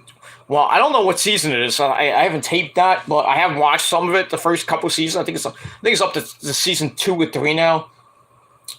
Walking Dead universe preview. Mostly sneak previews and stuff I did watch from earlier in season 10. And I have it. It's on Netflix too. You can watch it too. So I don't really need most of this DVR. The stuff I have on DVR, I don't even need. But I have it there anyway. I had the last 2 episodes of Chucky from season 1. So I don't know when season 2 is coming out though. I would think sometime maybe in the spring, maybe the summer, or close to near Halloween this year. I got 24 episodes of Legacies from season 3. I have all season 3, all season 4, just haven't watched it really. Got episodes of the Osmonds I gotta finish watching, and then most of the other stuff is Rosa's crap that she puts on. Some movies she has. Dr. Phil, I'm gonna help you get better. Dr. Phil. Some BBC shit. She watches Fargo. You can watch Fargo. I don't think it's out there anymore. Yeah, and various movies and shows that Rosa has on the fucking channel. Let me see what else. Yeah, most of these Rosa's stuff. Junk! Fucking junk. But the only thing I have on the DVR besides Legacies and what else do I have? The Osmonds and the only other thing I have that's mine is Joe Osteen. Because I gotta listen to my Sunday morning with the Lord of Jesus Christ. So I'm a born again Christian. Because I gotta get back with the Lord. Yeah, but you give death threats. Fuck you. You give a death threat to me, I'll give a death threat to you, motherfucker. You don't like it? Fuck you. That's it. Alright, let's move on. Let's finish this up. I'm tired. Where are we? I don't know where we are. Where are we? I think we're alone now. Well, so that's another hot chick, Tiffany. Tiffany, back in the day when she was like 18, she was kind of hot. Used to go out with Jonathan Knight from the New Kids on the Block. And then she got older, she got bigger boobs, she did porn. I think we're alone now. Yeah, alone now fucking, that's what you're doing. Not that I've seen any of her porn, but I heard she did porn. She did some nude stuff. Not that there's anything wrong with that. She needed the money. You had one big hit. One hit wonder, and then 30 years later, you're still singing I Think We're Alone Now. You know, it's a remix version. The 2000 is an updated version now of the song. It's pretty damn good. Like an upbeat dance version. The remix version of that song. But she does have other hits. Well, not other hits, but she has other songs, but none of them were really a hit. But she's a MILF. That's what I say about that. Okay, Lauren says Taylor Dane. Love Taylor Dane. Here's an interesting fact that you guys will be interested to hear. Back in my college days, last time I was actually in college was back in, what year was that? 2004, I think it was. 2003, 2004. I had a teacher, a professor, it was like a, not a, it's like one of those adjunct professors. I think Lauren's on delay, that's why she says, okay, I'll be there. Hopefully. Anyway. Back in I think 2003, 2004, back in when I was in the Kingsborough Country Club College, I took a course called Mass Media, the communications course, if you will, because that's my 2 degrees are in communications. And yes, I do have 2 degrees. You didn't go to school? You're stupid. You're retarded. Yeah, I got 2 degrees, motherfucker.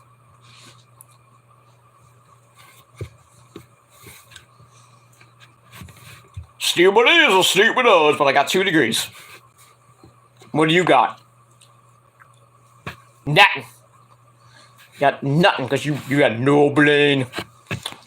But anyway, I took a course in communications called Mass Media, and the professor, I knew him from the radio station. He used to come in and do I don't think he did a radio show. He came in the radio station a couple times. Good guy. I forgot his name, actually, but he always brought a guitar in. He brought an acoustic guitar in all the time. We used to play, well, he used to play some tunes and stuff. Blah, blah, blah. Blah, blah, blah, blah, blah, blah, blah, blah. Long story short, he was one of my professors, actually, for the mass media course. And during one of the classes, he actually was talking about Taylor Dayne. He actually played and went on tour with Taylor Dayne. I'm like, dude, how old are you? Guy doesn't even look like he was 40 at the time. I'm like, dude, Taylor Dayne. When did you go on tour with Taylor Dayne? Again, it couldn't have been in the 80s. So it had to be sometime around when I was in college. That's not bad. But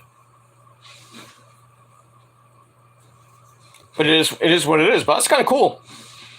Have a teacher, have a professor, teacher, whatever you want to call it. Yeah, he's like, hey, we're doing a communications class. Hey, I went on tour with Taylor Dayne back in the day. Sign me up. Sign me up, I'll take your class. But it is what it is. That's kind of cool. Got an A in that course. Of course, because I'm so smart. Got a good GPA. When I left Kingsborough Community Country Club, I left with a 3.6 GPA. And then when I went to Brooklyn, that was a little bit tougher. I left with a 2.8 GPA, but you know, it is what it is. I still have a better GPA than you. Oh boy. I forget things. I'm old. I know I forget things at times. I don't have dementia. There's no, I mean, you can't even diagnose with dementia. But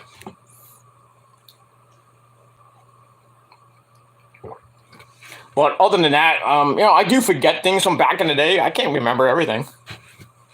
But what was the last thing I said? I don't even remember. I'm old, Sonny. Back in 1985. But anyway. Oh, but yeah, that's cool. Taylor Dayne was kind of cool. Love Will Leave You Back, and what was the other song she had? Damn it. Tell It to My Heart. Tell It to My Heart. Okay, I'm not gonna sing. You don't want to hear my singing anymore, do you? It's up to you. But anyway, Lauren says Toy Soldiers, yep, by Martika, then redid by Eminem. I like the original and the Eminem version too, but it's okay. Move on from there. Lauren says Kelly LeBrock. Yeah, that's the chick. Holy shit, was Kelly LeBrock fucking hot. Amazing tits. But she's fucking old now. I don't know if she still has amazing tits. I don't know. That's pretty much it. Alright, Lauren says 1, 2. 1, 2 what? 1, 2, buckle my shoe. Or if you're a horror fan, 1, 2, Freddy's coming for you. Or as I say, 1, 2, Gilly's coming for you. Ho! Anyway, Lawrence says, yeah, I can. Can what? I forget what half the stuff I talked about. Some of these comments. Oh, Smokey and a Bandit 1 and 2. Okay. I'm sorry, I'm old. It's late. 9:35. I gotta get out of here. I'm hungry. I'm hungry. Bitch, make me bitch, get me a sandwich. Oh, damn it. Yeah. Hey, just shut up. Fuck you. Anyway. Lauren says, yeah, I can, and, we're in trouble. Whatever.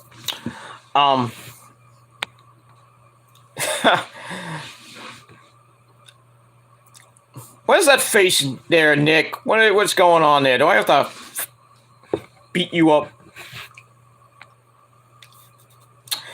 Anyway, Lauren says, Mets went to the Yanks. Watch you talking about Willis. What? Mets want the Yanks? Yeah, the Mets never bought a championship there, Lauren. They didn't buy 26, 27 world championships. Well, actually, they did. They cheated to win half of them, too. Mets never had a cheat to win a championship. We didn't have an asshole like that. No, like Steinbrenner. He's probably rolling around in his grave at the way the Yankees are playing lately. Well, played the last few years. Brian Cashman should be fired. And so is Baboon, too. What does Vic DiBitetto think about that? You anybody know who Vic DiBitetto is? Great comedian, by the way. He lives in Jersey. Who gets you a guy for $2?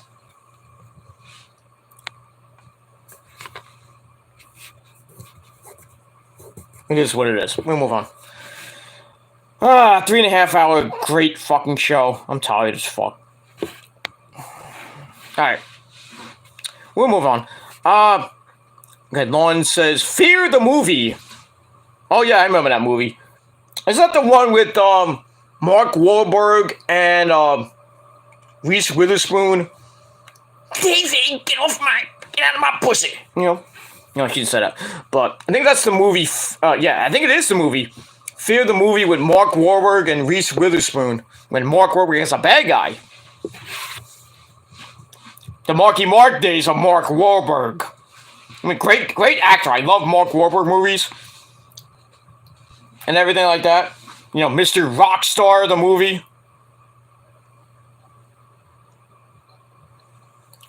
That was bad. Underrated, but bad. Anybody saw Rockstar, the movie? You need to fucking get a fucking life.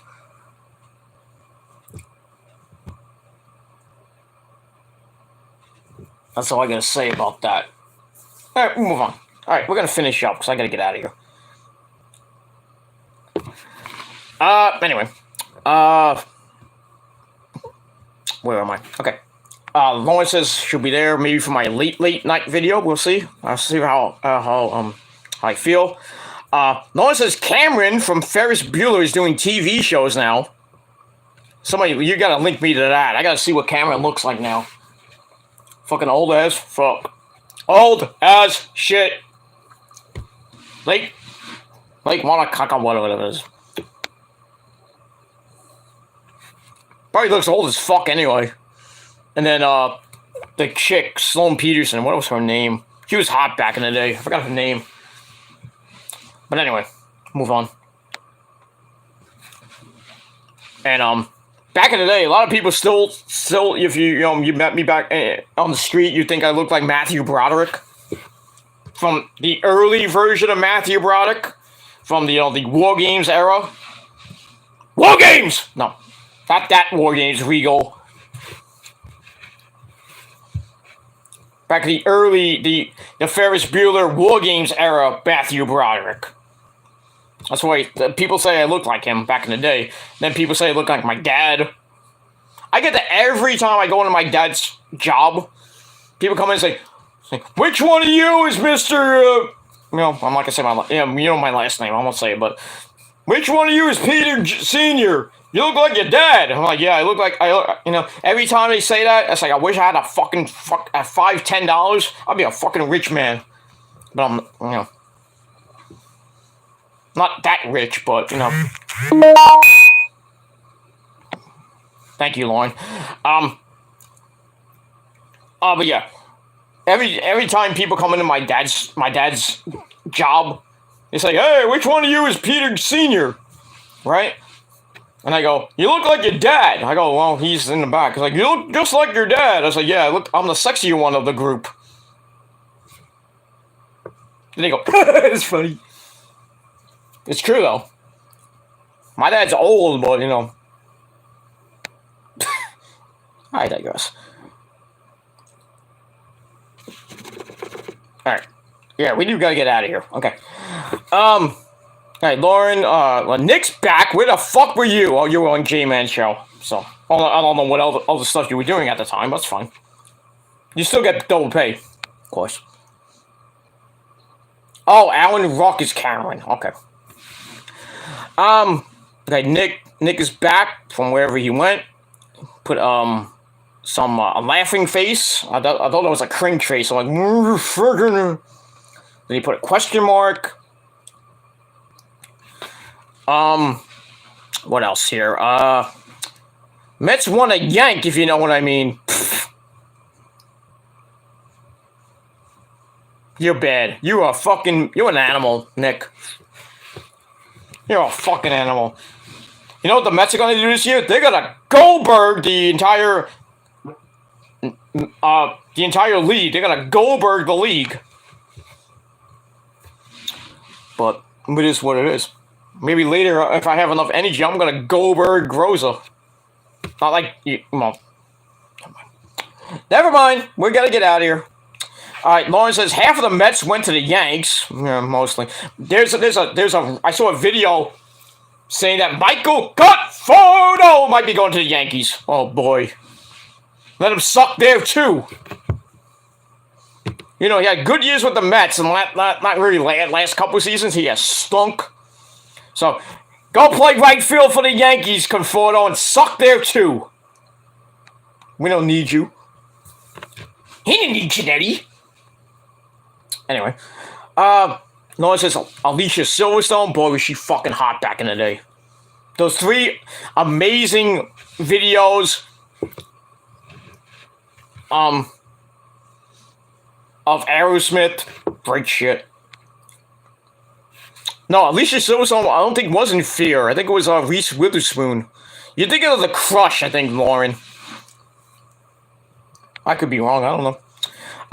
Prince is like, let's do our thank yous until we can get out of here. We're getting to that. We're getting to that. We're getting there. Almost done. Lauren says Alan Ruck is Cameron. Okay. Nick was on Hiroshi Mario's stream. Well, fuck him. Nick says I can't multitask. What do I pay you for then? I might have to take those Maki Ito and Rio away from you. You can't multitask. You have to be my fucking tribal chief of the chat. You have to fuck your waifus. And they have to be on 6 million fucking chats and panels. You have to you're multitasking. Can't multitask my ass, Nick. I'm just kidding. I won't take your waifus away from you, Nick. Just remember to pay at the end of the month. But you already paid for this month, so that is what it is. Alright. I love you guys. I love you so much. I love you guys, but do you girls? If I wasn't married, I'd bang all of you. But I can't. Anyway. Alright. Lauren says Matt Broderick. It's Matthew. Nick says, that's what the ladies tell me, I'm an animal. But I'm a manimal? Okay. I'm an animal. I'm an animal. There's no, I never heard manimal, but... Okay. Yeah. You're a funny guy there, Nick. You're an asshole, but you're a funny guy. Anyway. Nick tells Prince, hold your horses. I'll get to it. Yeah, I'll get to it. I'm getting to it right now. Nick says, I multitask when Rio gives me a happy ending. I didn't need to know that. Then next to our final comment. You're not taking my waifus. I am taking your waifus. No, you're not. You'll never take my waifus away from me. Nobody can. Nobody can and never will, except for, you know who, upstairs. But even when I'm in heaven, I'll be fucking waifus. My Chinese and Asian waifus in heaven. There's a lot of Asian women that have gone on. When Asuka and Kairi and Io die, I'll still fuck them in heaven. I'm a fucking animal. Alright, final comment of the fucking video. We're getting out of here. Mason Ryan reference. Oh man, fuck Mason Ryan, the fake Batista. Fuck that guy. Alright, let's go. Alright, so that is the end of the show. And now we go to Prince's favorite part of the show, because he's been waiting for 3.5 hours for this. So, alright, here we go. Prince, I hope you're watching. Let's get to it. We've got a lot of thank yous to do. So, let's get to your thank yous of the stream. And then we're gonna have our sensible dinner. And then we'll see what happens after that. Maybe I'll do another stream in another couple hours on TKC Reborn. So hopefully y'all come. Not like that. But anyway, let's go. Hey, here we go.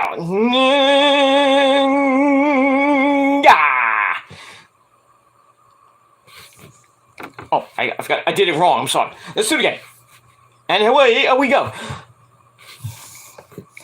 Thank you to Prince Idol for being a crazy motherfucker. Get that. Number 2. Thank you to Lauren for being a tribal queen from Strong Island.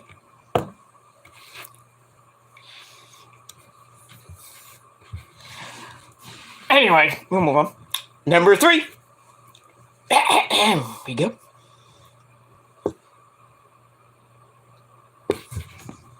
Thank you to Alejandro Clatza for being a cool guy from Mexico.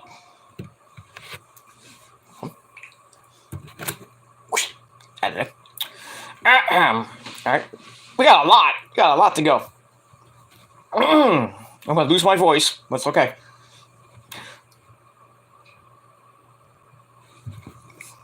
Thank you to Bio X1 for being the Resident Evil guy.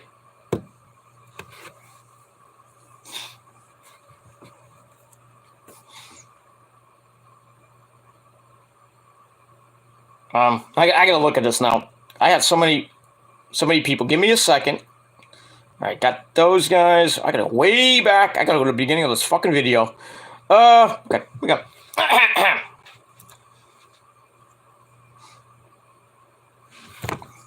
Thank you to Edwin Gango for having a weird as fuck name. I'm kidding. Yep. Got a few more to go. Thank you to Felicia for being one hot, sexy chick.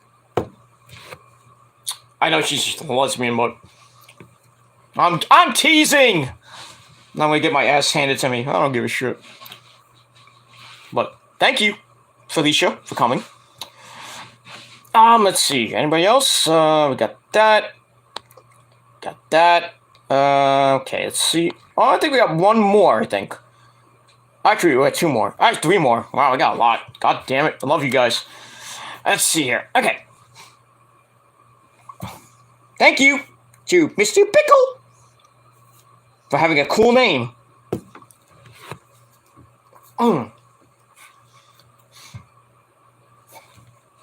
Thank you to Chase for being one funny motherfucker.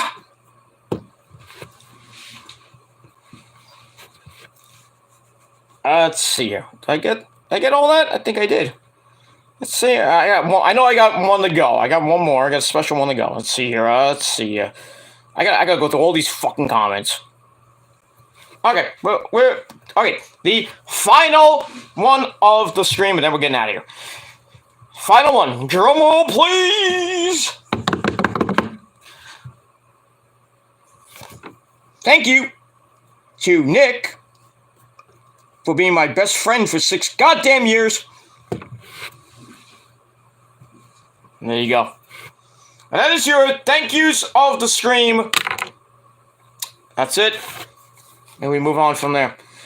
Alright, so thank you all for watching this video. Long as fuck, almost 4-hour video. We're getting out of here now. 10 o'clock at night. Where have you been? If you haven't been here since the beginning, well, fuck you. But thank you for coming on so late. Anyway, Prince Otto has the 100s. I gotta do what I gotta do for my fans, you understand? My fans! Without you motherfuckers, I wouldn't be here. For 13 goddamn years. I wouldn't be here without you motherfuckers. But I've had a pretty good 2022 so far, viewer-wise, on, well, it started slow, and then now I'm starting to gain a lot of traction.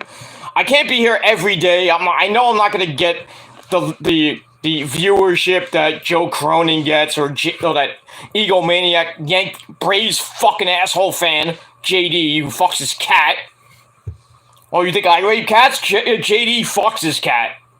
And I'm not talking about regular pussy. I'm talking about the actual animal. I don't fuck an actual animal. I am an animal, but I don't fuck the actual animal. I fuck real pussy. That's women. But I digress. So yeah, I know I'm not gonna get the viewership like JD gets or Joe Cronin gets, or any other schmuck gets, like Chase. Well, Chase not a schmuck, but it is what it is. I know, if I would love to get like 2,000, 3,000 people, and real people. I'm not talking about trolls either. Well, fuck them too, but thank you for the free views, assholes. But yeah, I know I'll never get to that level, but I'll take what I can get. If I get 6 people, 7, 10, 20, 50, maybe one day 1,000, maybe one day 6,000 or 10,000. I know I'll never get there. I'll probably be dead by that time. Probably 40 years until I get fucking 6 million people watching a fucking live stream. I'm like 80 years old. Well, back in my day, back in 2017, I used to get 3 views. But, you know, if you guys get the word out, maybe I'll get to around 6,000 people on a live stream. If I had the time, but it is what it is. Alright. That's it. We're done. Okay, Lauren says, shaking my head, you guys. Blame Prince Idol. You brought him in here, Lauren. It's your fault, not mine. But thank you anyway for bringing Prince Idol to my streams. Thank you for that. And, yeah. Now, if you bring Carlos Ray to my chat, I will have a field day. But Carlos Ray's, you know, him, Kenny, and you, Lauren, and Prince Idol, you're friends with that bald-headed bastard, but that's fine. I don't give a shit. You want to support a bastard like that? That's fine, but you should really support me. I tell the truth. I don't clickbait like you know who. But I can better master debate than him too. You know why? I digress. Anyway, all right. Final comment from Lauren. Happy anniversary, Peter and Nick. I didn't know it was our anniversary. We were going to celebrate. Let's get drunk. Why not? Let's go. I don't even know what the anniversary is, but okay. We'll go with it. Tell me later, or tell me on Discord, Lauren, what the anniversary is.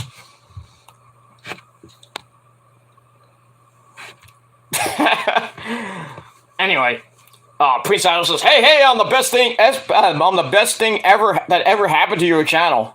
Well, yeah, I got more likes now, more likes and viewers, so I have to give you. I'll give you some credit there, Prince. No, I'll give you all the credit. I'll be nice. I'm a nice person. Once in a while, get on my bad side. I'll fuck you up.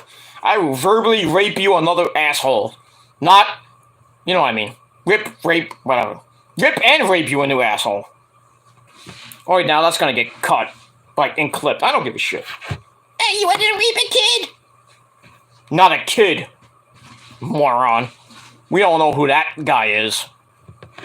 Who runs that account. Right there, Nick? We all know who that kid account is. Some fat schmuck from Baynard, Massachusetts. But I digress. Anyway. Lauren's trying to. Okay. Alright, so that's it. 3 hours and 46 fucking minutes. I'm tired. I'm hungry. I'm gonna go make myself a good old mean sandwich. Because Rosa won't do it for me.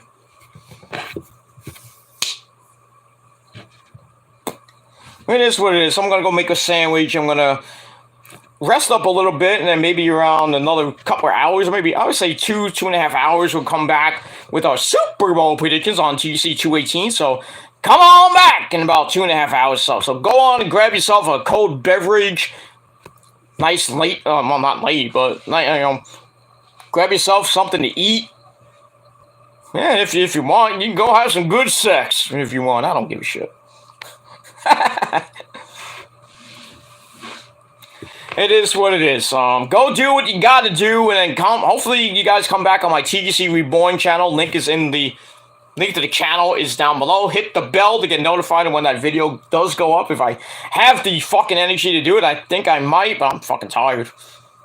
I love you guys, but I'm fucking tired. So I'm gonna try to eat, watch some TV, and then see how I feel in the next couple hours. And that's it. If I don't do it today, I doubt I'll do it tomorrow. Maybe I might do it tomorrow. Early tomorrow, like probably around the afternoon. But, just hit the bell and subscribe to my TGC Reborn channel, and whenever I do it, come on down. Well, we'll go for another 3-4 hours. Why not? We're not going to go to like 5, 6 o'clock in the morning. I got to sleep. I might pass out on the video. Who knows? You'll love that, right, trolls? You fucking sucking motherfuckers with tiny cocks. That's it. Alright, Lauren says, why do you think I'm here? I don't know. Why are you here? No, I'm kidding. I know why you're here, because you love me. You're a good friend, that's why. You bring the stars! You brought Prince here. I brought a few others here myself, but I brought Nick here back in the day, a couple years ago. Why do you think Nick's my tribal chief? I think Nick was actually my first actual mod. When I knew about modding people, I think Nick was my first mod. I could be wrong. We'll see. That's it. But yeah. You bring the stars to my show. Bring the good people, not those fucking idiots that have no fucking. They get no views, and they do get views. The only views they get is clout views because they're clout chasing motherfuckers. That's how they get their views. They're like, I got 1,200 views. Where'd you get it from? Clout chasing my name, going back and forth. You can't get real views on a real video that's not even with my name in it. You know how many you get? At most 50. At most. Other than that, when you put my name in the title, you get 1,000, 1,200 views. You should thank me. Not because I'm promoting your fucking channels, because your channels suck. With your 30 fucking subs. That's fake, by the way. It is what it is. Okay, Lauren says your friend's anniversary. Oh, that's right. Well, I don't know actually when our actual anniversary and when the first time that Nick was on my show. I don't even remember that. If Nick knows, he has to tell me that one. I don't even remember. But I know Nick since 2015, I believe. 2015, 2016, when we met at a wrestling show back in the day. I think it was was it FSW? I think it was FSW. No, FSW or FBW we met at. But he didn't even know I did a YouTube show until a couple years ago. Should have asked me then. You would have been on my back in the day, Google Hangouts back in the day. We could have done some great Hangouts back in the day. Not that we do any great Hangouts now. Great streams now. I mean, we have a good time. So we move on. Okay, Lauren says mine, Nick, and Prince's anniversary is December the 7th. That's nice.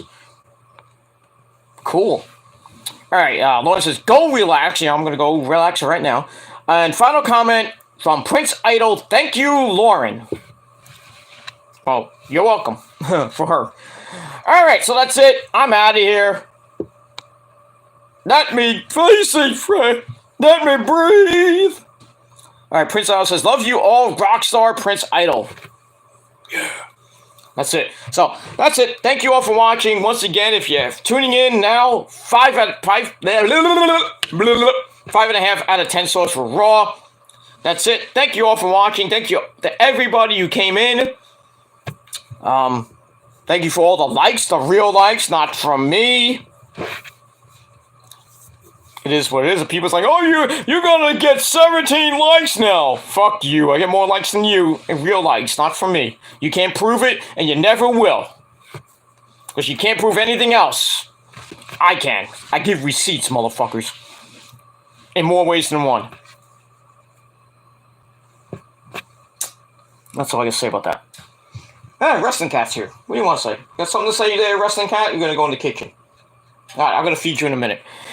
And that's it. So thank you all for watching. Check out my Metal God video about the shirt. So check it out. Link will be in the description box in a little bit. And that's it. So it's 10:02. I'll be back in about a couple hours. Hopefully with my final video of the night, final stream of the night. I don't know how long we'll go with that. Probably not too long because I'll probably be half dead by then. But we'll see. If I get another a second or third win, I have some good old fashioned Johnny Walker Black. Put that in my system and have a good sensible dinner. I'll go 3, maybe another 4. Wow, almost 4 hours now. So we'll see what happens with that. So that's it. Thank you for watching. Peter Gilmore signing off. The greatest outro in the history of the world. Here we go, ladies and gentlemen, the greatest outro in the history of YouTube and the world. I'm Peter Gilmore signing off. Peace out, rock on, and rock hard with your Cocoot! Or anything else out, but just don't splash on me. Unless you're a chick. But that's it. You're not down, well, rock on, rock hard, you know the deal. And if you're not down with that, you know it by now. You're not down with that. Me and the entire fucking prophecy, the greatest faction in the history of YouTube that will go on forever. And it's not me and the voices in my head. It's proven fact, motherfuckers. Nick will tell you that firsthand, and so will Lauren and Prince too. And everybody else that's been in this chat and on my shows in the last 13 goddamn years. Okay, Lauren met them December 17, 2013. God damn it, almost 9 years. That's pretty damn cool. Anyway, now you messed up my outro. But I forgive you. Anyway, so if you're not down with that, me and the entire motherfucking prophecy, which is the greatest faction in the history of YouTube, and it is real, ladies and gentlemen, not in my head. It's real. It's on YouTube. I proved it. I proved all you motherfucking trolls wrong about that. I still will till the end, to the day I fucking die. And that's all I gotta say about that. If you don't believe me, go watch the video on my PG Rants channel. And Rosemary herself gave her stamp of approval. The prophecy is real. That's it. So, if you're not down with that, me and the entire prophecy, we got 3 words for you. Fuck you, man. That's all I gotta say about that. So, good night, everybody. Well, for now, good night, everybody. And I'll see you guys next time. Peace. I'm tired. I'm hungry. I'm gonna go do something. Bye. I know. I'm gonna feed you in a minute.